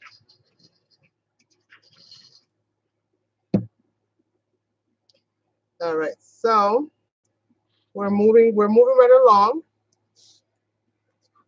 Looking nice so far. When you're putting that center envelope, if you're using this process to decorate your envelopes, when you're putting that center one right here on this side, put glue on the sides, and then on the actual piece that you're gluing it onto, put glue right along that edge. Because if you end up putting glue along this edge, then you're gonna have glue on the back of it. And then you're gonna have to clean that glue up. You risk the chance of not noticing and your glue and your envelope gluing together. So just be aware of that. And I'll trim off any excess that I have to trim off after. I'm just gonna keep it going for now because I do have a lot of paper there. And so with this,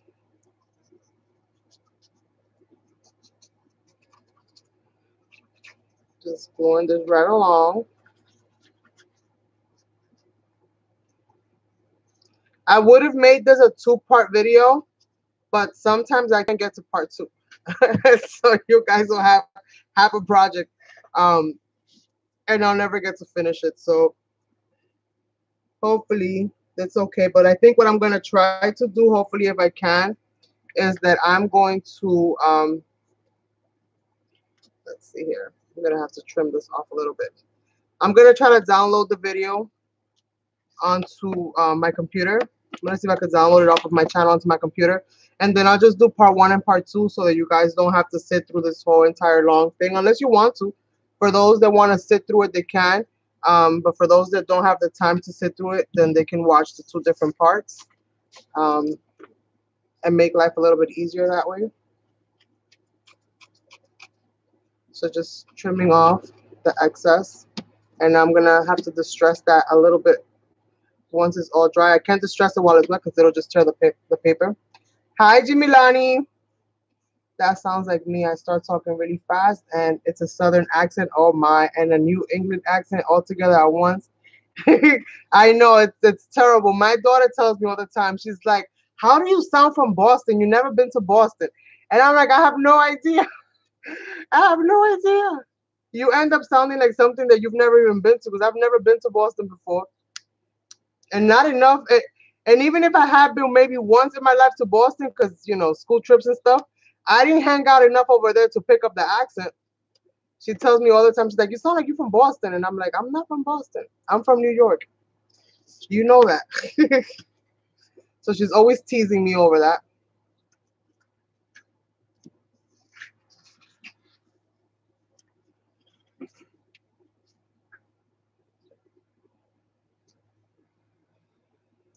Always teasing me over that.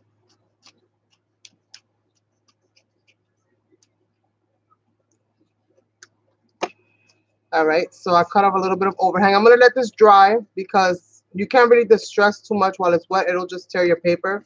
But we have the next one decorated. So we've got 2 for the count, 2 more to go. And I wasn't trying to make this too long of a video, but hopefully I can get through this quickly. It seems like I'm going to be here for a little longer than I was anticipating, even with all the trimming and cutting that I did to get it all ready and on time.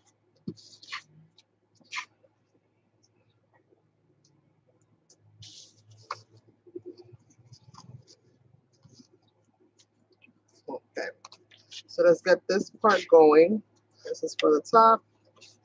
This is for the side. And you can either glue the bottoms down first or glue the sides. It's completely up to you. I like it. I like gluing the sides better first. So that's just what I choose to do. But you can do it however you wish. This is the one thing I don't like about this glue, is that you have to kind of fight with it to get it to go down. It's my only little pet peeve. When I want to glue something, I want to glue it now. Not when you want, when I want. And this glue, unfortunately, does that to me. All right, so leveling it up.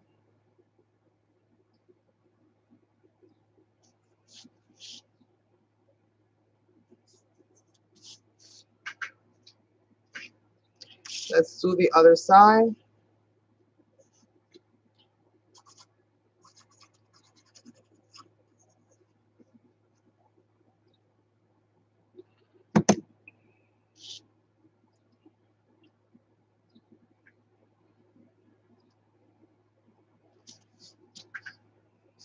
And right now, you guys, if you saw my hair, I'm hoping that I don't get it in the camera because my hair is wild and reckless right now. Wild and reckless. I look like the cat in the hat. I'm looking like the cat in the hat right now.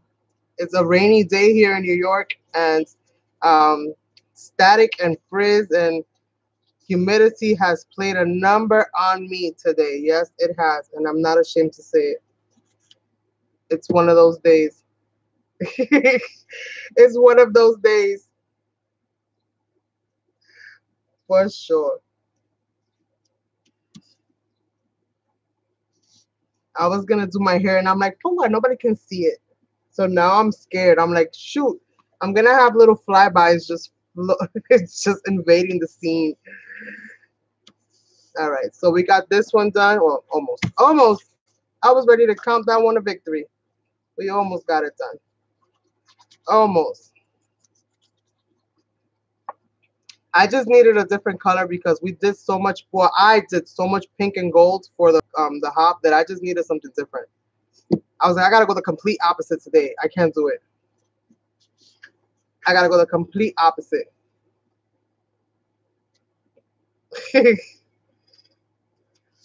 I needed something dark, dark, dark, dark, just like the weather, just like this weather.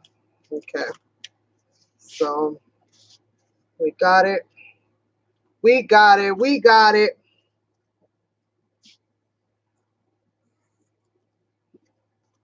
And I'm going to trim off any excess. It's better sometimes to be a little bit larger than it is to be a little bit shorter. So wherever you make your score lines, just cut a little bit above it. You don't have to give yourself too much space, but just cut a little bit above it because it's better to trim off than have to fill in when you don't have the material to fill it in. So it's better to have it a little bit larger than it is to have it a little bit smaller. So on some of these, I did give myself a nice amount of room. On some of them, unfortunately, I forgot my own rule and I trimmed a little shorter. I trimmed right on the line that I marked it.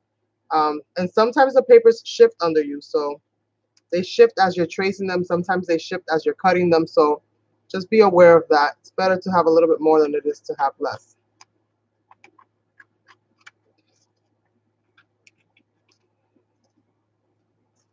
And if you don't want to have to distress twice, then wait till everything is glued and dried and then distress and, add your inks and stuff like that.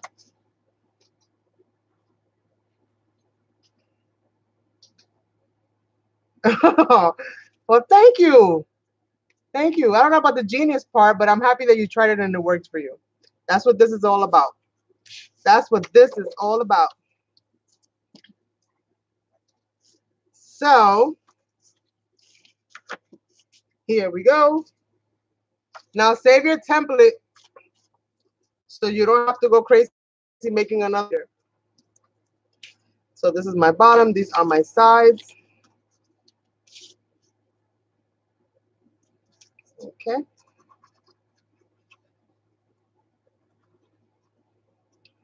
The next thing that I have to do is the tutorial for how I made the, what was it? To store the lace, the spools, because I did those in a very different kind of way. I made it like with a little pocket on the side that you can tuck your lace in, so you don't have to necessarily like use glue or anything like that, or use any kind of tape. And it actually won't damage your lace. It'll actually keep your lace ends nice and protected because you don't have to add nothing to hold them in place. No, no little nothings, no little stick pins or anything like that. If you do it right, it'll wrap itself all the way around, and then you could just tuck it in the end. That's the only other thing that I have to do tutorial wise. At least that's on my list of things to share with you guys for right now. That's the only thing I foresee in the near future. It's actually a lot simpler, and it was a total fluke. I will admit that. It's not like I had a brainchild that said, "Ooh, let me do it this way." It just so happened that it turned out like that, and as I was getting everything ready, I was like, "What? You could definitely use this." So it just kind of happened by accident, but it was a very happy accident. It was a very, very happy accident.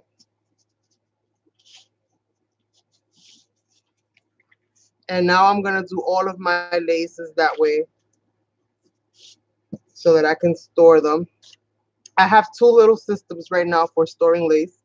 One I did a video for already, and that's to kind of have, like, if you don't have drawers or space for them, I created like this little thing that looks like, kind of like a turnkey. It kind of looks like a key. It resembles a key to me anyway. Um, and then you can kind of hang them on hooks and, you know, display them as you wish. And the other one is for when you want to store them in boxes and or drawers or whatever the case may be. You can still kind of hang them on hooks if you wish, because they do have a little opening on the top. Let's see. I went too high up with the glue here. Let me just clear that glue out of the way.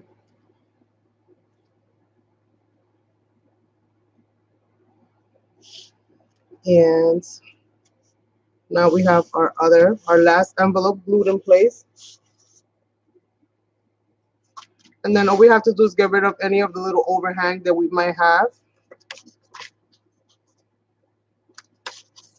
And we could just trim that right off. Yes, happy accidents are the best.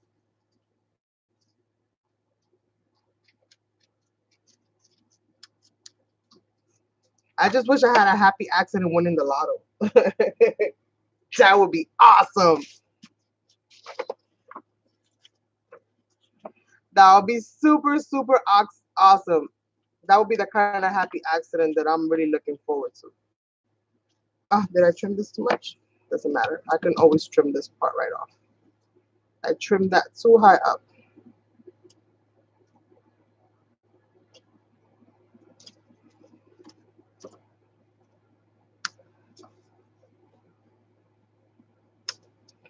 If your ends, for some reason, right here where the folder, where the envelope kind of closes, if your ends kind of don't meet up right, remember, you can always trim that a little bit. You can always trim that a little bit. Like I cut this too far, so I had to kind of trim that. Let me just level it out here because it's irritating me that they don't look leveled. Okay, so now to do the top, and then we're done with this envelope here, and then we can start gluing them in place.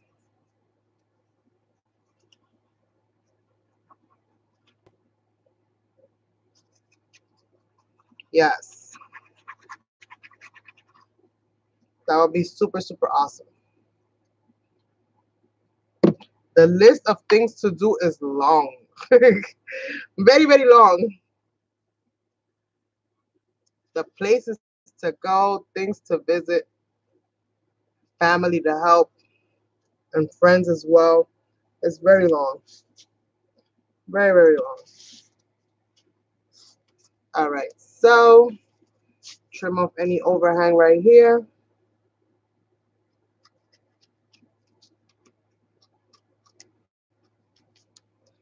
All right, so let me just give it a quick swipe with the ink because I did some trimming here and there.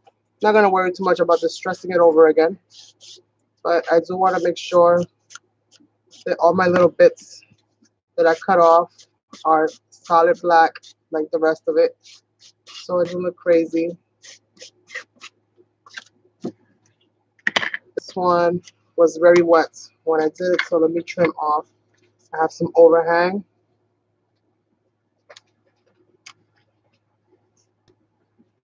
Trim that off. Being very careful not to cut the envelope sides. Trying not to cut the envelope sides. Then, like I said, I'll end up with book pages and not envelopes.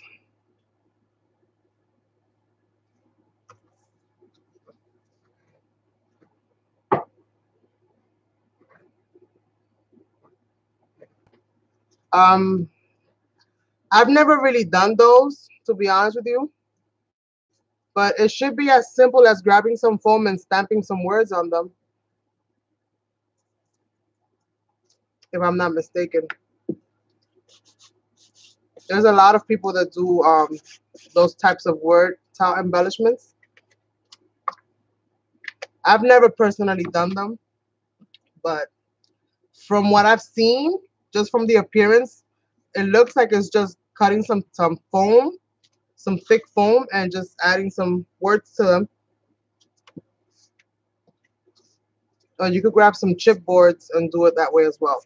So we have our 4 envelopes, 4 envelopes, 4 envelopes.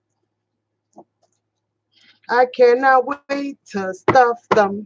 Okay, so let's see. So we have our little thing here, and I'm just making sure that everything is what I need it to be, and everything is glued the way I need it to be glued.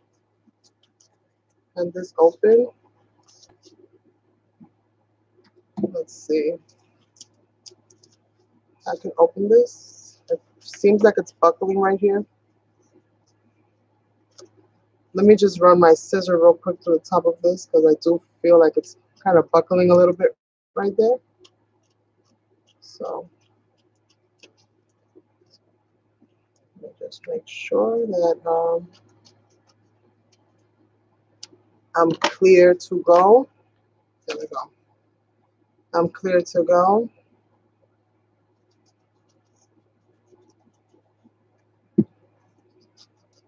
Let's add a little bit more glue on that edge.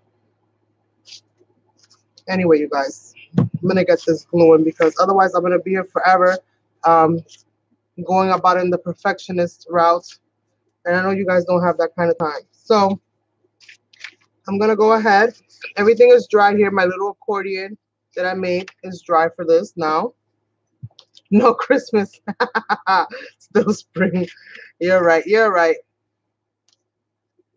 You are right. So we're gonna grab the first one, and we only really need to glue this again on an angle. We're gonna bring this angle as far down as we can, and as far as this, we're gonna adjust these as we need. Where's my scissor? What did I do with it? There it is. You're gonna be adjusting these ends as you need, right? Because it all depends on the angle. So I'm gonna trim off a little bit of this right now, just a little bit, so that when I place my envelope and flaps going to the front, I mean, you could do them either way, but I'm gonna put, I like mine with the flap facing the front. So I'm gonna open this up. Again, tuck it down so we have it as far down as I want it, and then right there. So it's off skew, it's off center, you know, it's off balance. So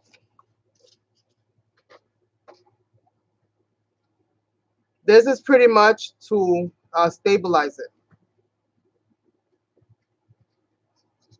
And just a little bit right here on the edge. A little bit on the back. We're not going to glue this part of the tab.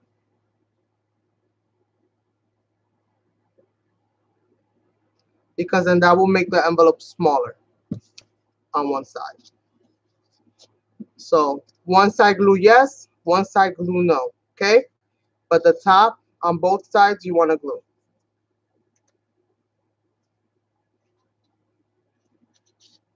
And then you slide that in. Deeper on one end. Use your scoring line so that you don't go past that mark.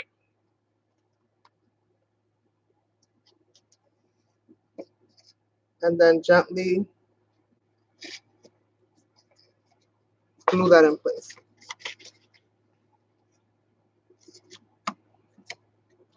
And this is going to make everything look like it's off balance.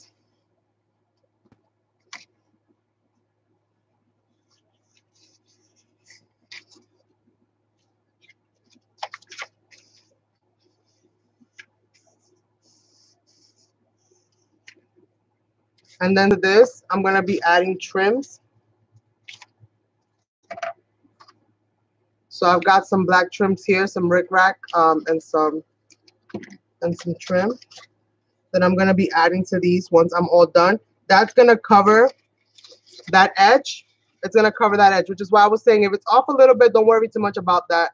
We're going to be covering those edges. Once you add your ribbon to that end of that, you're going to be covering that up. So nobody will see that. What you want to worry about mostly is your edges around your envelopes and stuff like that. That's what you want to worry about the most. So we're on to the next one because that one is done. And again, we're going to want to adjust the end of it as much as we can. And I'm going to open up my envelope in the bottom. Thank you. So if you see, if you try to offset the envelope, it won't go. And that's why you have to trim this off, because just by trying to offset it, you won't be able to put that tab inside of that envelope. So in order to be able to put that tab inside of the envelope, you have to kind of trim off just a little bit.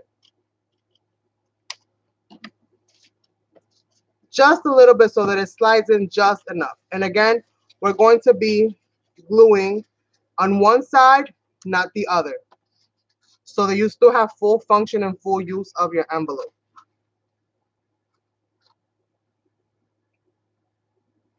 Put the flower one first. This one? You mean next? You mean next, right? So use the flower one and leave the other two. Okay, I got you. Before I do that, then let me trim off. I made this just a little bit shorter than I needed it to be. So I'm just going to trim off all that little overhang that I have here and going around that lid, because that is the presentation itself right there. People are going to really see. So if you're going to do this, especially like a gift, just make sure that your edges are crisp. If you're using any inks or anything like that, just make sure that you ink up everything nicely, that any overhang is trimmed off. You know, just give your stuff a once over, you know, so that you send it out and it's a wow moment for whoever receives it. I got you. I got you. I got you. All right. So again, glue this part of the tab, right along this top edge.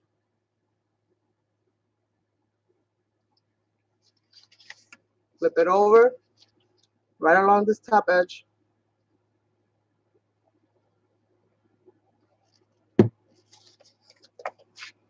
Then we're back this way. Make sure that your envelope is facing the way you want it to face. This one is on this end, so you know that when you're doing your envelope, you're raising this one this way.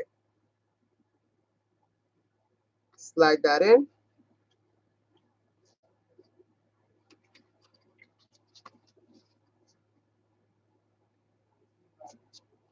Wait, no, did I do that right?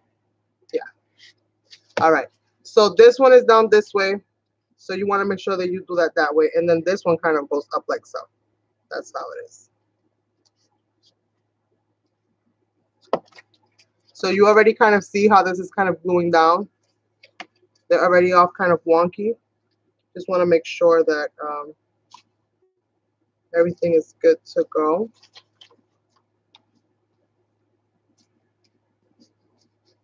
So it's already starting to look like the bundled letter, the stacked letter, where, you know, all the letters are kind of off skew off each other. I'm going to put that down. You feel like you have to add any glue at any point in time, then feel free to do so. Like I'm going to go and take Sasson's glue. Don't tell him, please. Because every time this used to be my bottle. I miss it so much, but I don't have the glue that I used to have because they don't have it at Dollar Tree no more. So I give the bottle over, but I miss it so. But he's got the fine tip, and I need fine tip right now. I want to make sure that I have glue in all my little crevices, and that this is glued down well. So even though it's not my favorite glue, for him it works wonders because of the kind of art that he does. So for him, this is a really good thing to have. Me, I liked it because it made my other glue last longer because I'm only using small amounts. But this glued down nicely. So this is the effect that we have right now. You see that?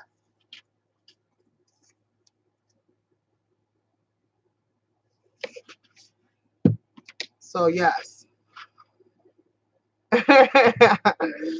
Thank you, thank you. So now what's next? Polka dots. Now we do polka dots. Now we do the other one. All right, so the center one, this one can actually go normal because it going level actually will stick out from the ends either way. So we're going to do the same thing. The only thing is that it's still going to be a little bit high. So we're going to glue on one end. And this one, I don't think I need to cut the ends off. But I think I'm going to do it anyway. But I'm going to cut just a sliver off of the ends. Just in case. I'm going to cut just a sliver. Not even all the way down. Just a tiny little sliver. Just so that I don't have much of a problem with that envelope going over that edge. So this is what we're going to do. So we're going to glue this side. And then here we're going to glue right along the top. Right along the top. This one we're not putting it in any offset position. We're not gluing the tab here, okay, you guys? We're going to leave that alone. We're just going to glue right along the top and right along the top. Bring that back now. And let's position our envelope over again.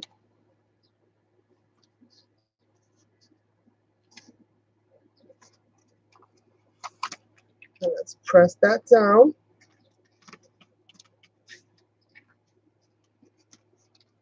And that tab pretty much sticks to this side of the envelope. So when you put whatever you're going to put in it, you should still be fine.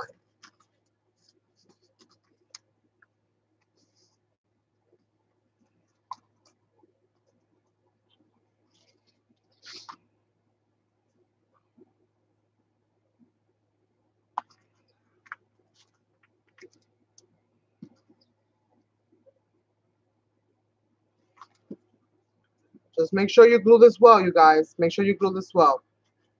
Because if you don't glue it well, your envelope sections will fly off. They will come off. So just make sure you glue this very nicely. Okay. So this is what this is looking like. So we have this one off skew, this one off skew, and this one off skew. So now we're going to work on our last one. And then we're going to glue this album in place. How does that sound?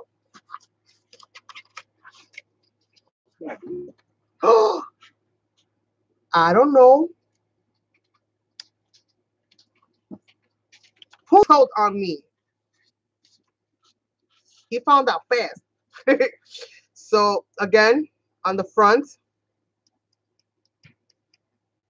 on the edge, right along the top edge, right along the top edge of the back.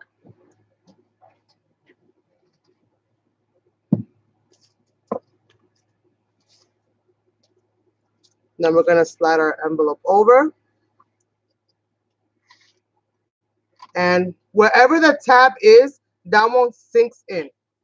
So wherever your tab is, that one sinks down. And your end is towards this part here. So let me just see how this kind of looks so that I can see if I want it higher or lower.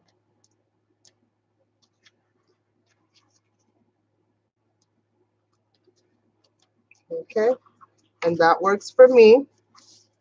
Let me just make sure that glue-wise I am good to go.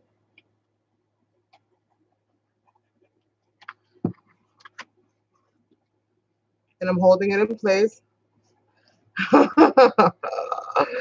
No, that's not the same glue. It's not my favorite glue, but I guess I don't have a favorite anymore because until I don't find Alroy's, I think is what it's called. Until I don't find that glue again, I won't have a favorite. Aleene's does the job. It's a very, very good glue, but it doesn't stick everything. All right, you guys. So this is your bundled letter stack for the inside of your envelope. Now, so that I don't have to struggle later, I might as well add the trim now. So I'm going to go ahead and add this trim. I think it matches nicely with everything. And I'm going to add the same trim throughout the entire book. Hopefully I have enough. I think that'll work. And yes. So I'm going to grab my glue gun for this. I'm going to grab my glue gun, which I should have had it heating up.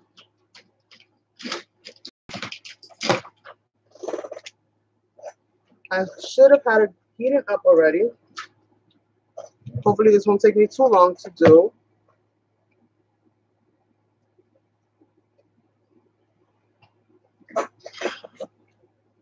Hola Barbie, ¿cómo estás?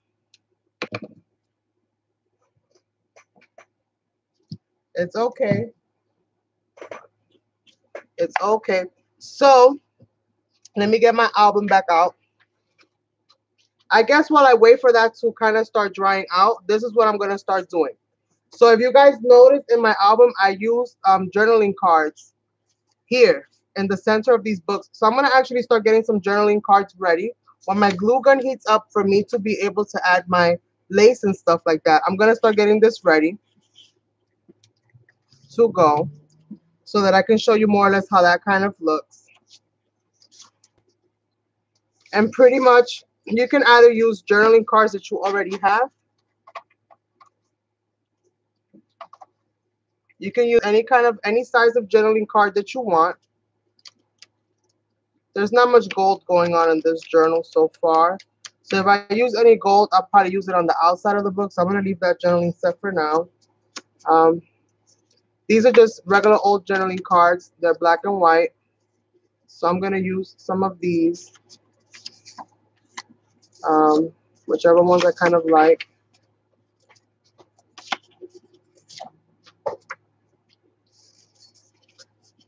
I'm going to need at least 8.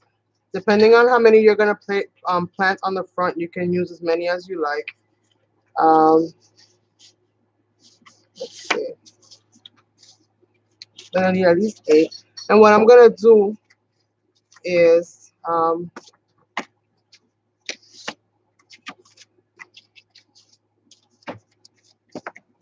thinking right now, how do I want to place these journaling cards? So something like this. And then life is better with you. And I can offset that one right here.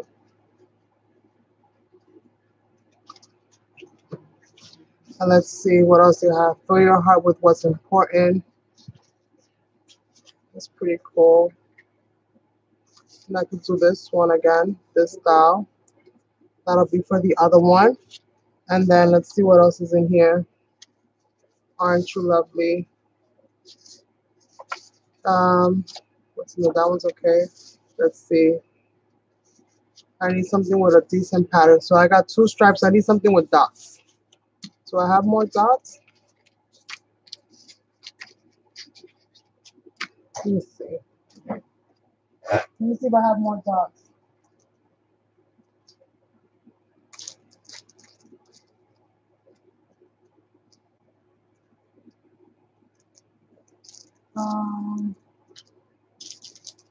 I guess I don't. So I don't want to make them all the same. Thank you. And it's, I mean, it seems like a process, yes, because obviously, you know, I did some pre-cutting and it's already taken me this long, but when you're just concentrating on the task at hand, you can get it done a lot faster than what I'm doing, right now. Maybe that one with that one. Oh, life is beautiful. I like this one. Life is beautiful. Life is beautiful. So 1, 2, 3, and 4. Okay. But I'm not gonna have, I don't want to have the same ones over. So let me pick a different one for that one now. Jeez Louise. Maybe these 2. Yeah. Okay. That'll work. And then I'll embellish those with either a little butterfly or I'll add something to it to kind of give it a little bit more life, if you will. So I'll start gluing this. I'm gonna need double-sided tape for this, foam tape.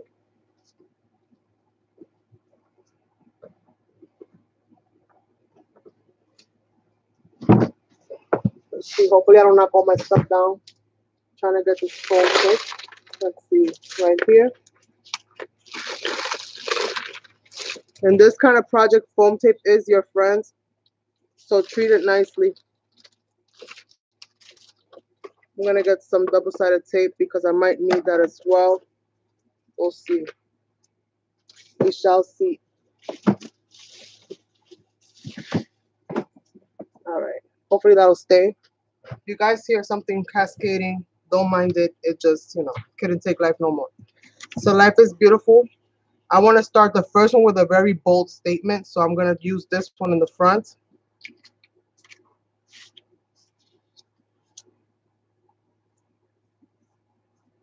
Yes. For me, it can take several hours as well. Um, it really just depends on the project itself. Let's see. So how do I want to place this?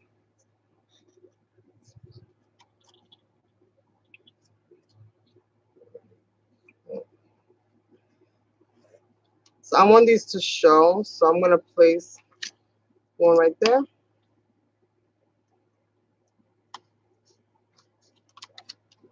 going to place one right there. And I'm going to place the other one right here. So more or less, like the cards themselves also kind of fell one on top of the other. That's kind of the theme here. So let me grab my glue, and I'm just gonna add a little bit of glue here to kind of offset this how I want it.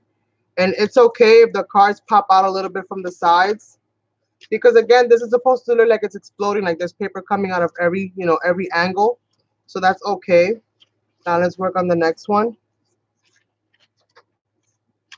So I offset that one. I want this one to be kind of like right here, somewhere in the center. And I actually like the way that this is right now, so I'm going to go ahead and glue that in. Put that some double-sided tape right there. Gonna do the same for the others.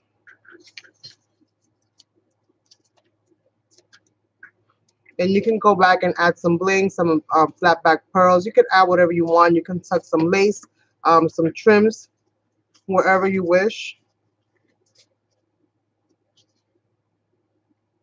I like that, like that.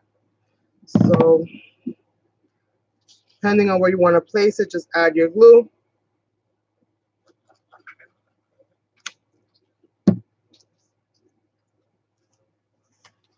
Add your glue right here.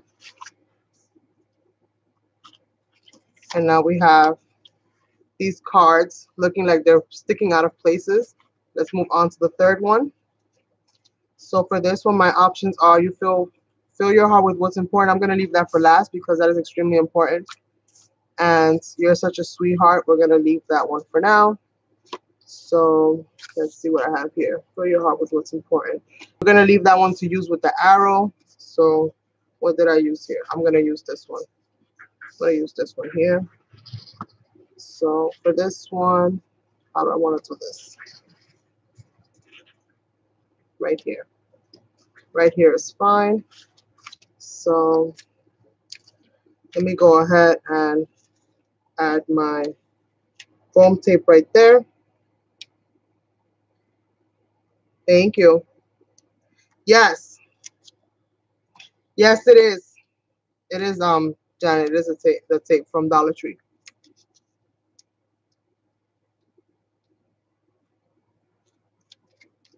Put that right there. And while I have this in place, I'm going to add my glue.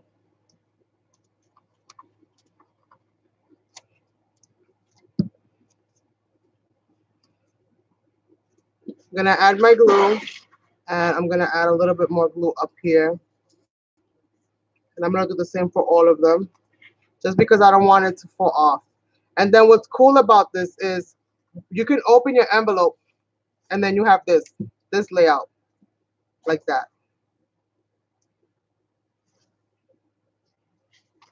Like that. So it's cute on both sides. So even when you're opening up, let's say you have it open on your lap or you're showing somebody, let's say you have a picture here, you want to open this out all the way. You can add more embellishments here and then just open up your flaps like so, and then you could just put them back down like that. And it all still works very well.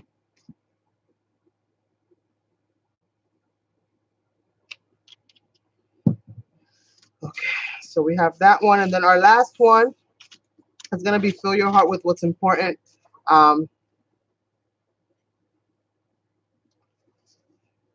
Trying to see which way I want this. So I have all of my letters. So this one I want here on this side. So let me first mount these two together.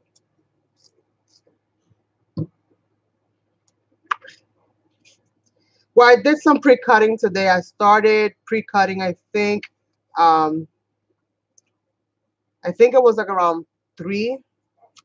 So I cut, I mean, the boxes themselves was easy because they were already boxes. So I just have to remove the tabs. That was easy peasy. But cutting all the little pieces and tracing them out, that did take me a while to get that done for the 4 sheets, for the 4 envelopes worth. That did take me some time.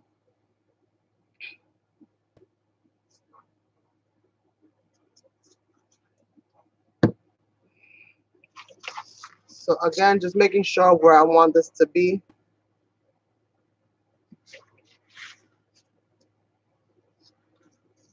Really liking this black and white theme. Let's see. I want to make sure that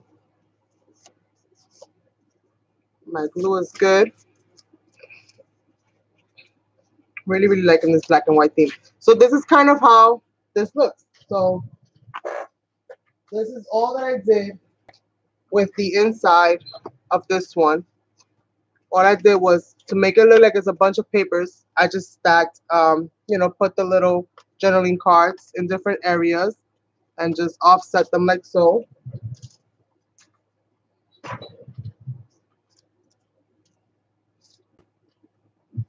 Thank you. Yes, right? Life is beautiful. Life is better with you. Such a sweetheart, and fill your heart with what's important, because that is the key to happiness in life, is not to stress, over everything, and just fill your heart with what's important and allow in your life only the ones that matter and keep it moving with the rest. Keep it moving with the rest. All right, so I got my trim, and I'm gonna be adding my trim here. And then once I'm done with this, then the last thing to do is really just glue it in place. And then you can do the same process for decorating your outside envelopes, and you're good to go. So let me put this to the side, and let me get myself some glue. You don't want to add a lot of glue. You could also do this without having to use the hot glue, you guys, but I want to move this right along, if you will. So first thing I'm going to do, and I'm going to do this straight. So I'm going to add my glue onto. I'm going to glue my ribbon and not so much my paper, because I want this to go on straight, and right now I have no idea what straight is, right? Because everything is skewed. So to save myself frustration and having to double glue this and pulling it apart and then adding it back on, I'm just going to add a little bit of glue onto the ribbon itself, and I'm going to put it straight where I want it to be.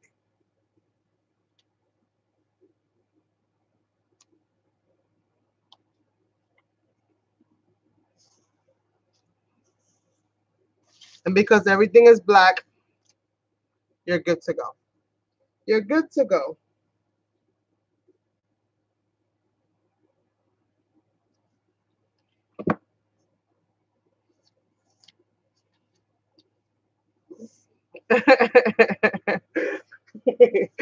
Janet, Janet. He's so sassy, girl. He's so sassy. So let's see.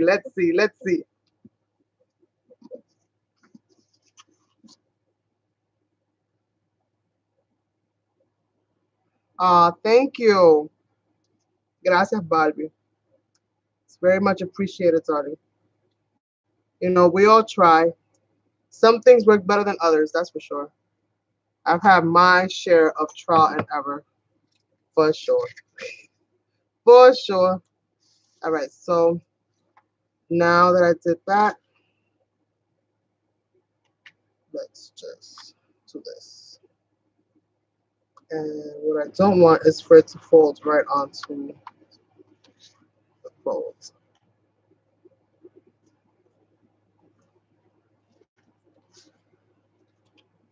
So let's see, where's my other little trim scissors?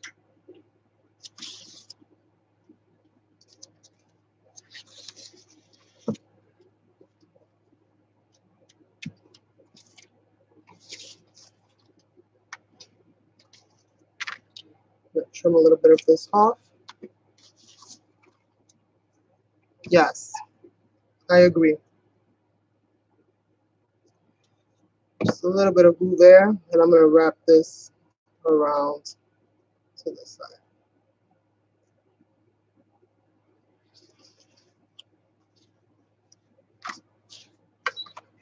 All right, so on to the next one. Use double-sided tape on the trim if you want. That's completely optional. I'm going to open up this flap.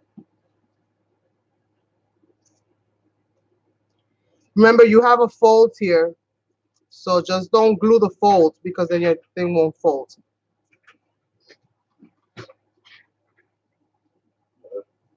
Okay.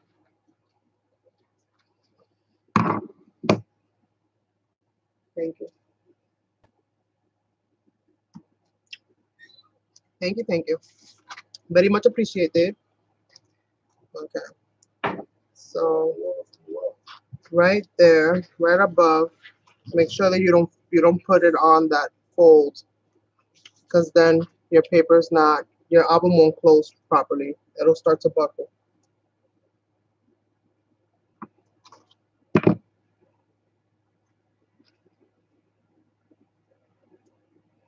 Oye, que estaba seca. Mira, what you mean?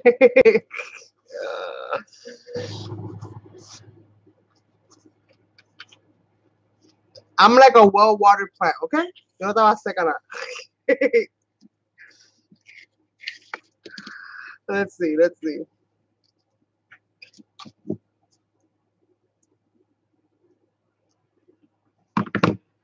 She said, bendito, estaba seca, bendito. Water. All right, so let me go ahead and trim this off to where I need it. And I just hope that I have enough, which I should have enough for the whole thing.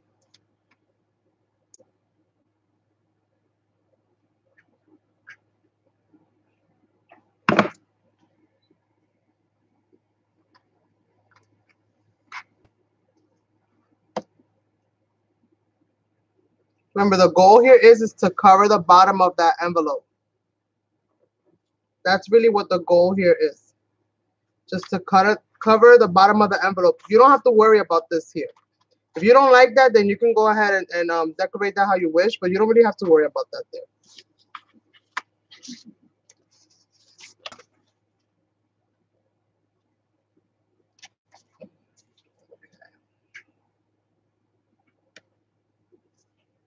These little bits at the end are the hardest. There we go. Got it. I'm gonna need a lighter, I think.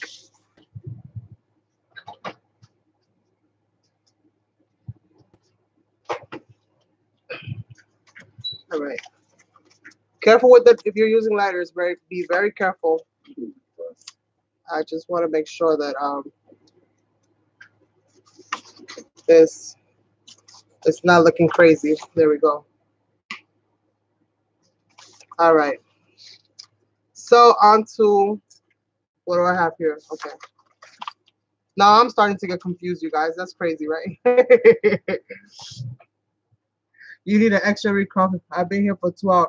Wow, I've been here that long? No. Yeah, I usually start from 6 to 8. Yup. 2 hours and 23. Oh my God. I'm so sorry, you guys. I think I'm gonna end up cutting this down short and doing a part 2 of the covers. So this will probably end up being a 3-part video if I can get it to work the way I want it to. I'll come back and get you guys the cover, because I don't want to have you guys here all that time. You guys need, stuff to do. So I'm gonna stay here probably till 9 o'clock. So I'm gonna do half an hour more. I'll see how far I can get. I'm gonna try to speed it up as fast as I can, and then if anything, I'll just come back and do the next round.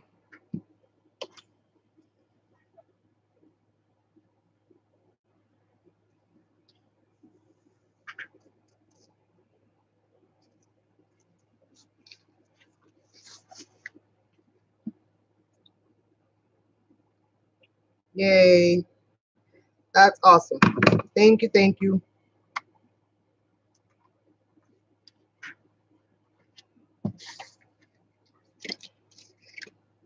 I haven't done many videos lately because I've just been, my mind has been somewhere else completely, but I'm trying to get my mojo back. Every now and then it does kind of get a little sidetracked with life and just other things that are happening, but I'm trying to get back into it, you guys. Trying to get back into it.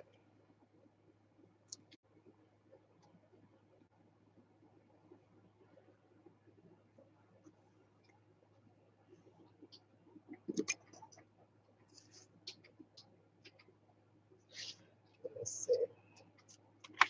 Oh,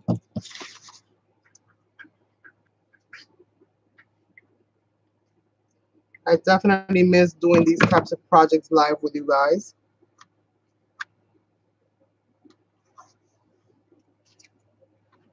Yes, that's very true. That is my case. Before, I used to do 3 hours, 4 hours live like nothing. Like it was an easy thing to do. I could just sit here and chit chat with you guys and create like nothing. I wouldn't even feel time passing by. Now, I don't know about that. I don't know about that, you guys.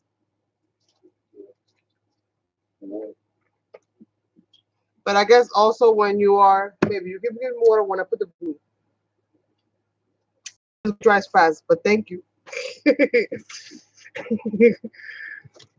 Every time I put the hot glue down, so he gives me the water.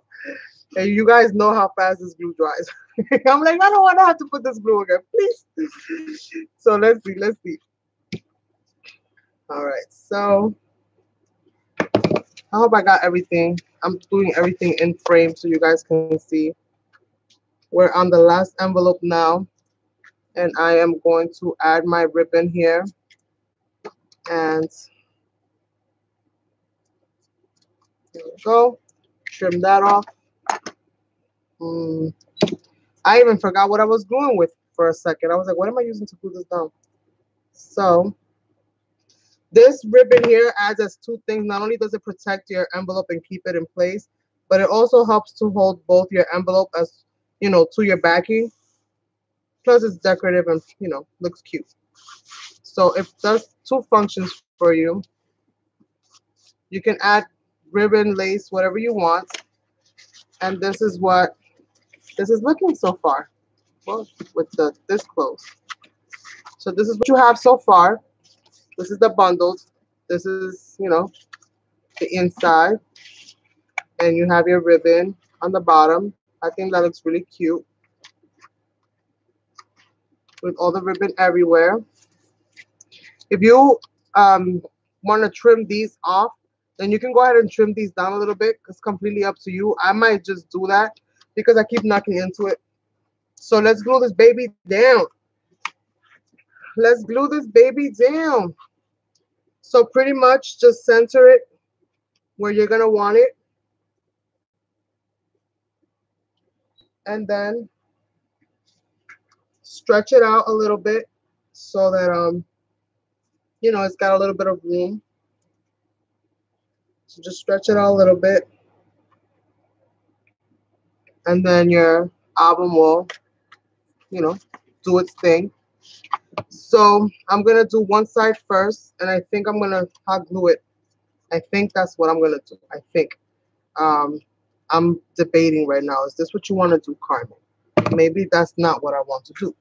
Maybe I want to add some regular glue. Because better safe than sorry, and I'm always second guessing myself. So I'm going to go ahead.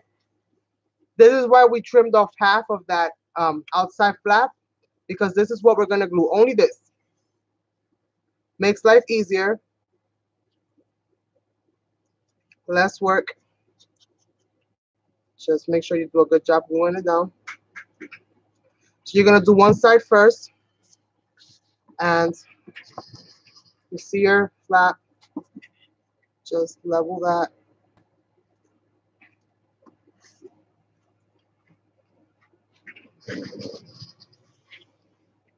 Make sure you don't go over and you don't glue it to the other side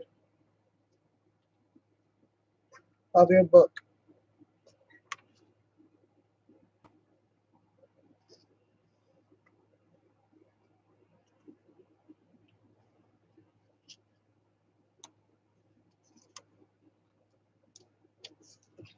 All I'm doing it right now is just holding it in place.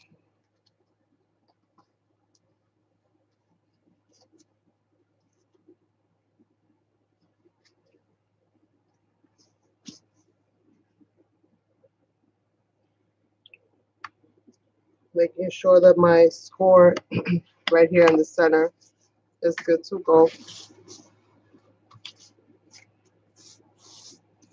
It's not gonna lay all the way flat because you have too much bulk going on, but it'll definitely open for you. Now all we have to do is glue this side and just hold it out. This is not 100% glued down right now, but it will glue. It will glue down. Trying to get the glue off of the accordion themselves, you know, out of the folds themselves. But again, just add the glue.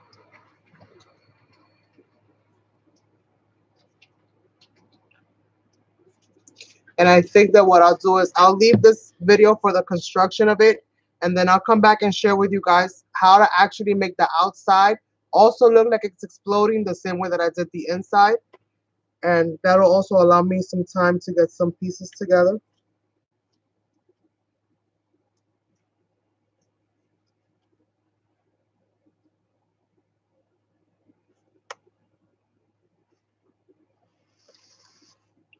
And I'm not necessarily holding it right along to the edge. I'm not putting it that close to the edge. I just want it to be, you know, glued on there properly.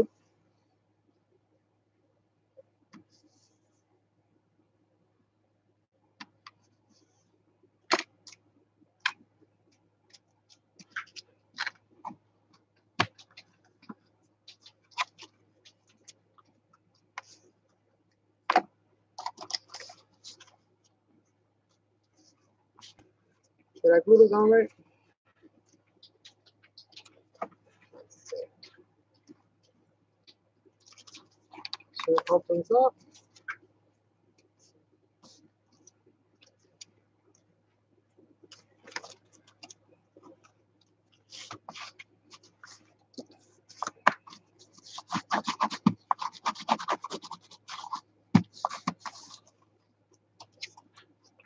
Don't worry so much about that. We have the front. So we have the front, and just score it down if you have to, because remember we are on a pop-up accordion. So this is gonna feel a little wonky at first, but the more that you use it, the more that you open it and close it, the better it will feel. Just make sure that you score, that you just pass your brayer through each of the folds. Don't worry so much about the back ones, but the more that you do it, the better that it gets.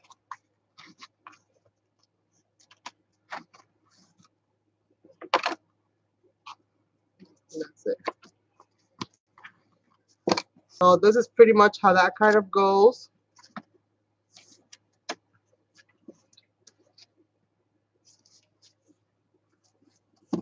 And as you can see, there's letters coming out of everywhere,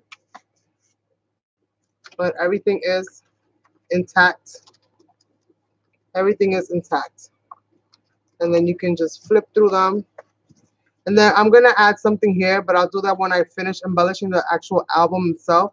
I'm gonna add something here so that you can actually just put the tabs. I might even cut these a little bit shorter because I think I'm gonna cut these and maybe make them a little bit square. I think that that'll probably be something that I like a little bit better than how that looks right there. So I might make these a little bit square and kind of fold these over and do something cute with that. I'll leave that there to remind me because you see how they're folding kind of over a little bit. Oh, this is the one that had the overhang. I never fixed it. Let me fix that now. Let me fix that now. And then, whatchamacallit? And then all I have left to do is actually just decorate this. I'll decorate the album on the outside and the inside and share with you guys how. See, I told you guys I was going to forget to trim this off. I knew I was going to forget.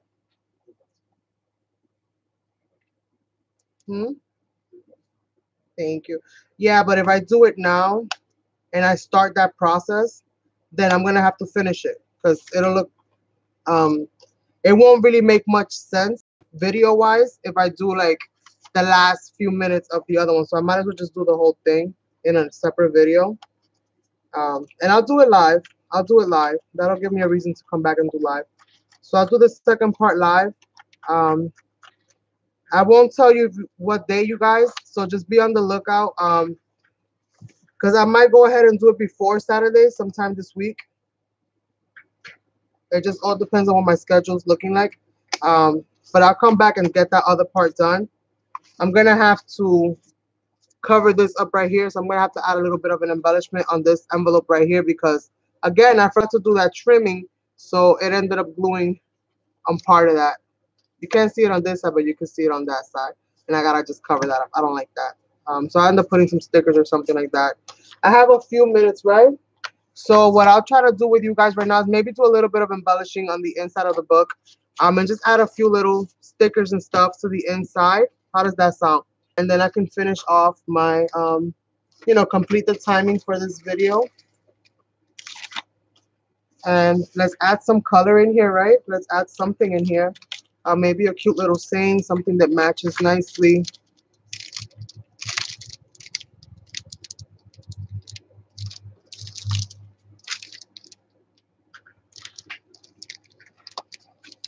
Maybe some color.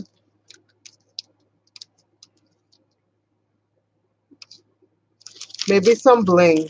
I think that's what I'll do. I'll add some bling to the inside. Some silver butterflies, maybe. Maybe some silver butterflies and bling. Thank you, my lovelies. Thank you so much. So I'm gonna add, yeah, I think I'll add some butterflies. I think these are like little butterfly clusters. I'm not even sure. I've never used these before, so I don't know what they're looking like. Let's see. Let's see if I even like this because they're like, I think they're like skeletal, like just the outline. Let's see. This might be a little too tedious. Let's see.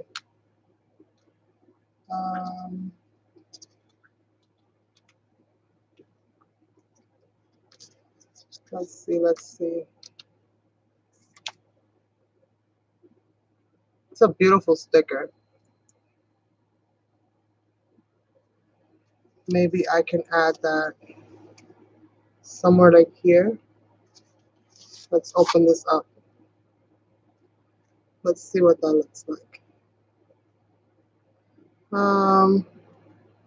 I think it'll get lost. It'll be a waste to do it there.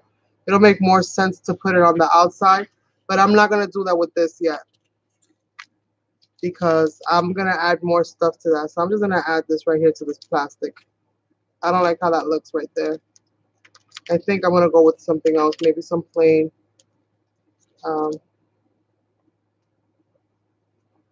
These are really cute, but they're really, really sensitive, like frail, I should say, not sensitive, but frail. Okay, I don't want to spend 15 hours trying to stick a sticker onto plastic. So, let me get some bling, bling, bling. Let's get some bling.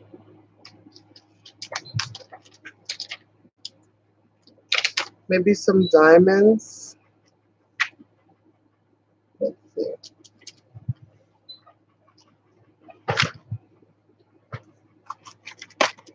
Yes, very delicate stickers. That's the word. Shut off my thing. Um,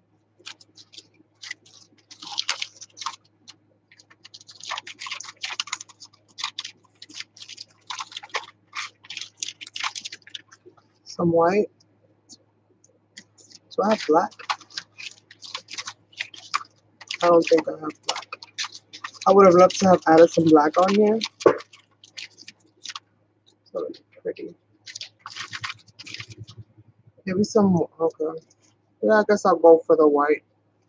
At least for this right here. Let's see.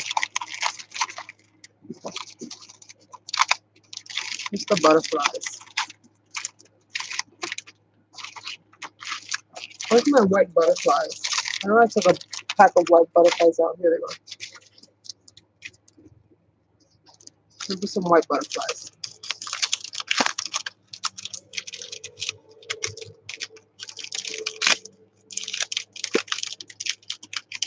Okay. So let's see.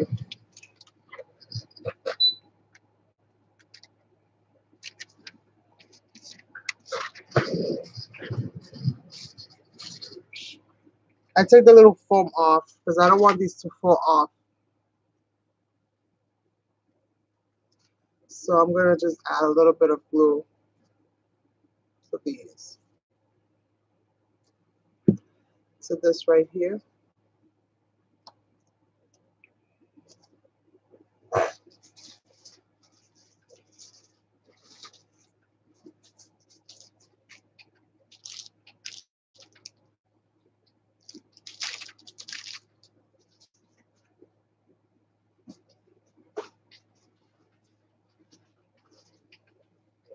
I'm trying to see what I find over here, you guys.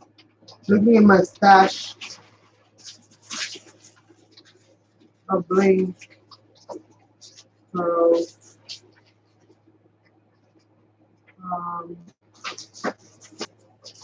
trying to see what I find.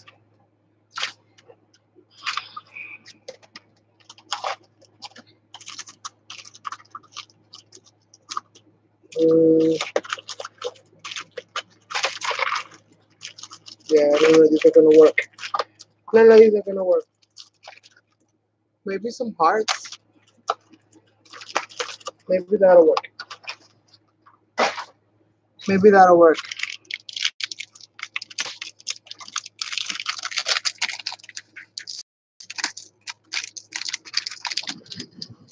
Oh, these are not hearts. These are buttons. Sugar, sugar and spice and everything nice. I can't use those on this. That's two-dimensional. Okay, I don't want to spend 15 hours picking these up. So let's move along and push that to the side. Let me add another butterfly. And then I think I'll just add some diamonds or something on it.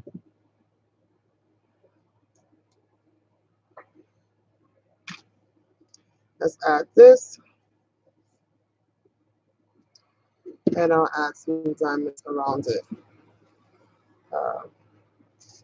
Something like that, so that it's kind of offset a little bit. And where's this one? Let's see.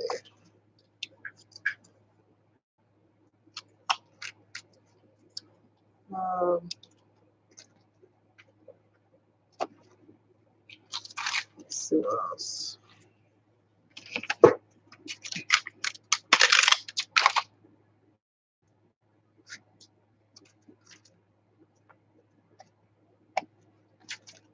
Let's see.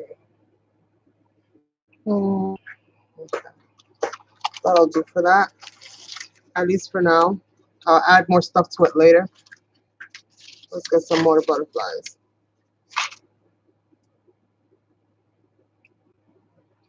Good night, darling. Ah, I broke the butterfly.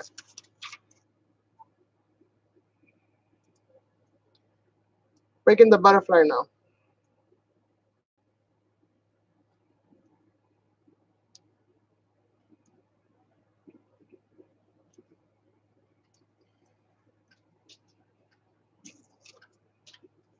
Let's add one here. And then right here, this little pearl is off center. So I'm going to center it.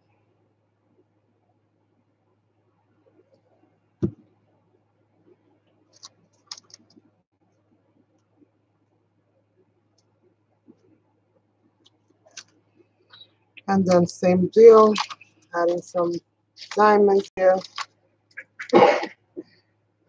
Adding some diamonds here.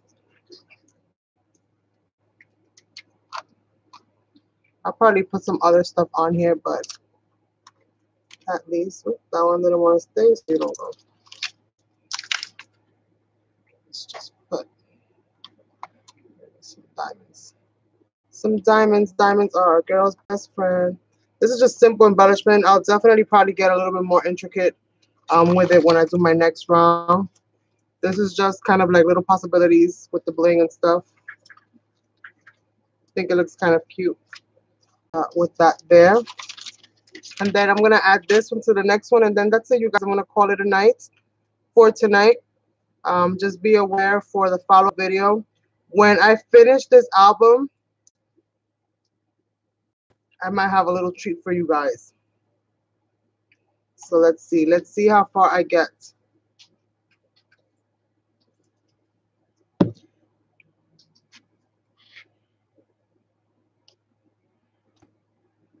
I love butterflies. Absolutely love, love, love butterflies. Butterflies is my thing.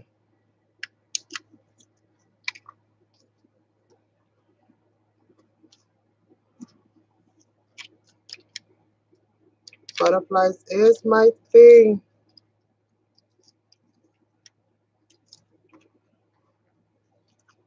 Let me get the big one. These are just a little different. And again, I'm going to be kind of turning those over. I'm going to be flipping these down. And I'm going to be gluing those to the back. So I might be adding a little bit of lace or something here to make this really, you know, kind of pretty. And I'll be adding some more embellishments to these. Nothing too much, because at the end of the day, the embellishment, mainly the embellishment is going to go on the outside of the album and not so much on the inside of the album.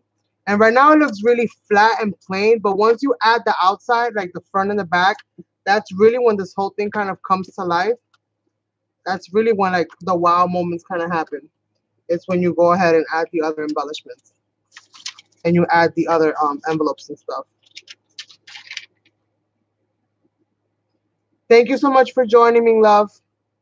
I really appreciate it. It was fun having you here as well. We are about to be done with this and calling it a night, because buns of steel have to get up and move around. That's how you could tell that I am definitely hitting another level in life. I've hit another plateau, if you will, another level. So good night, darling.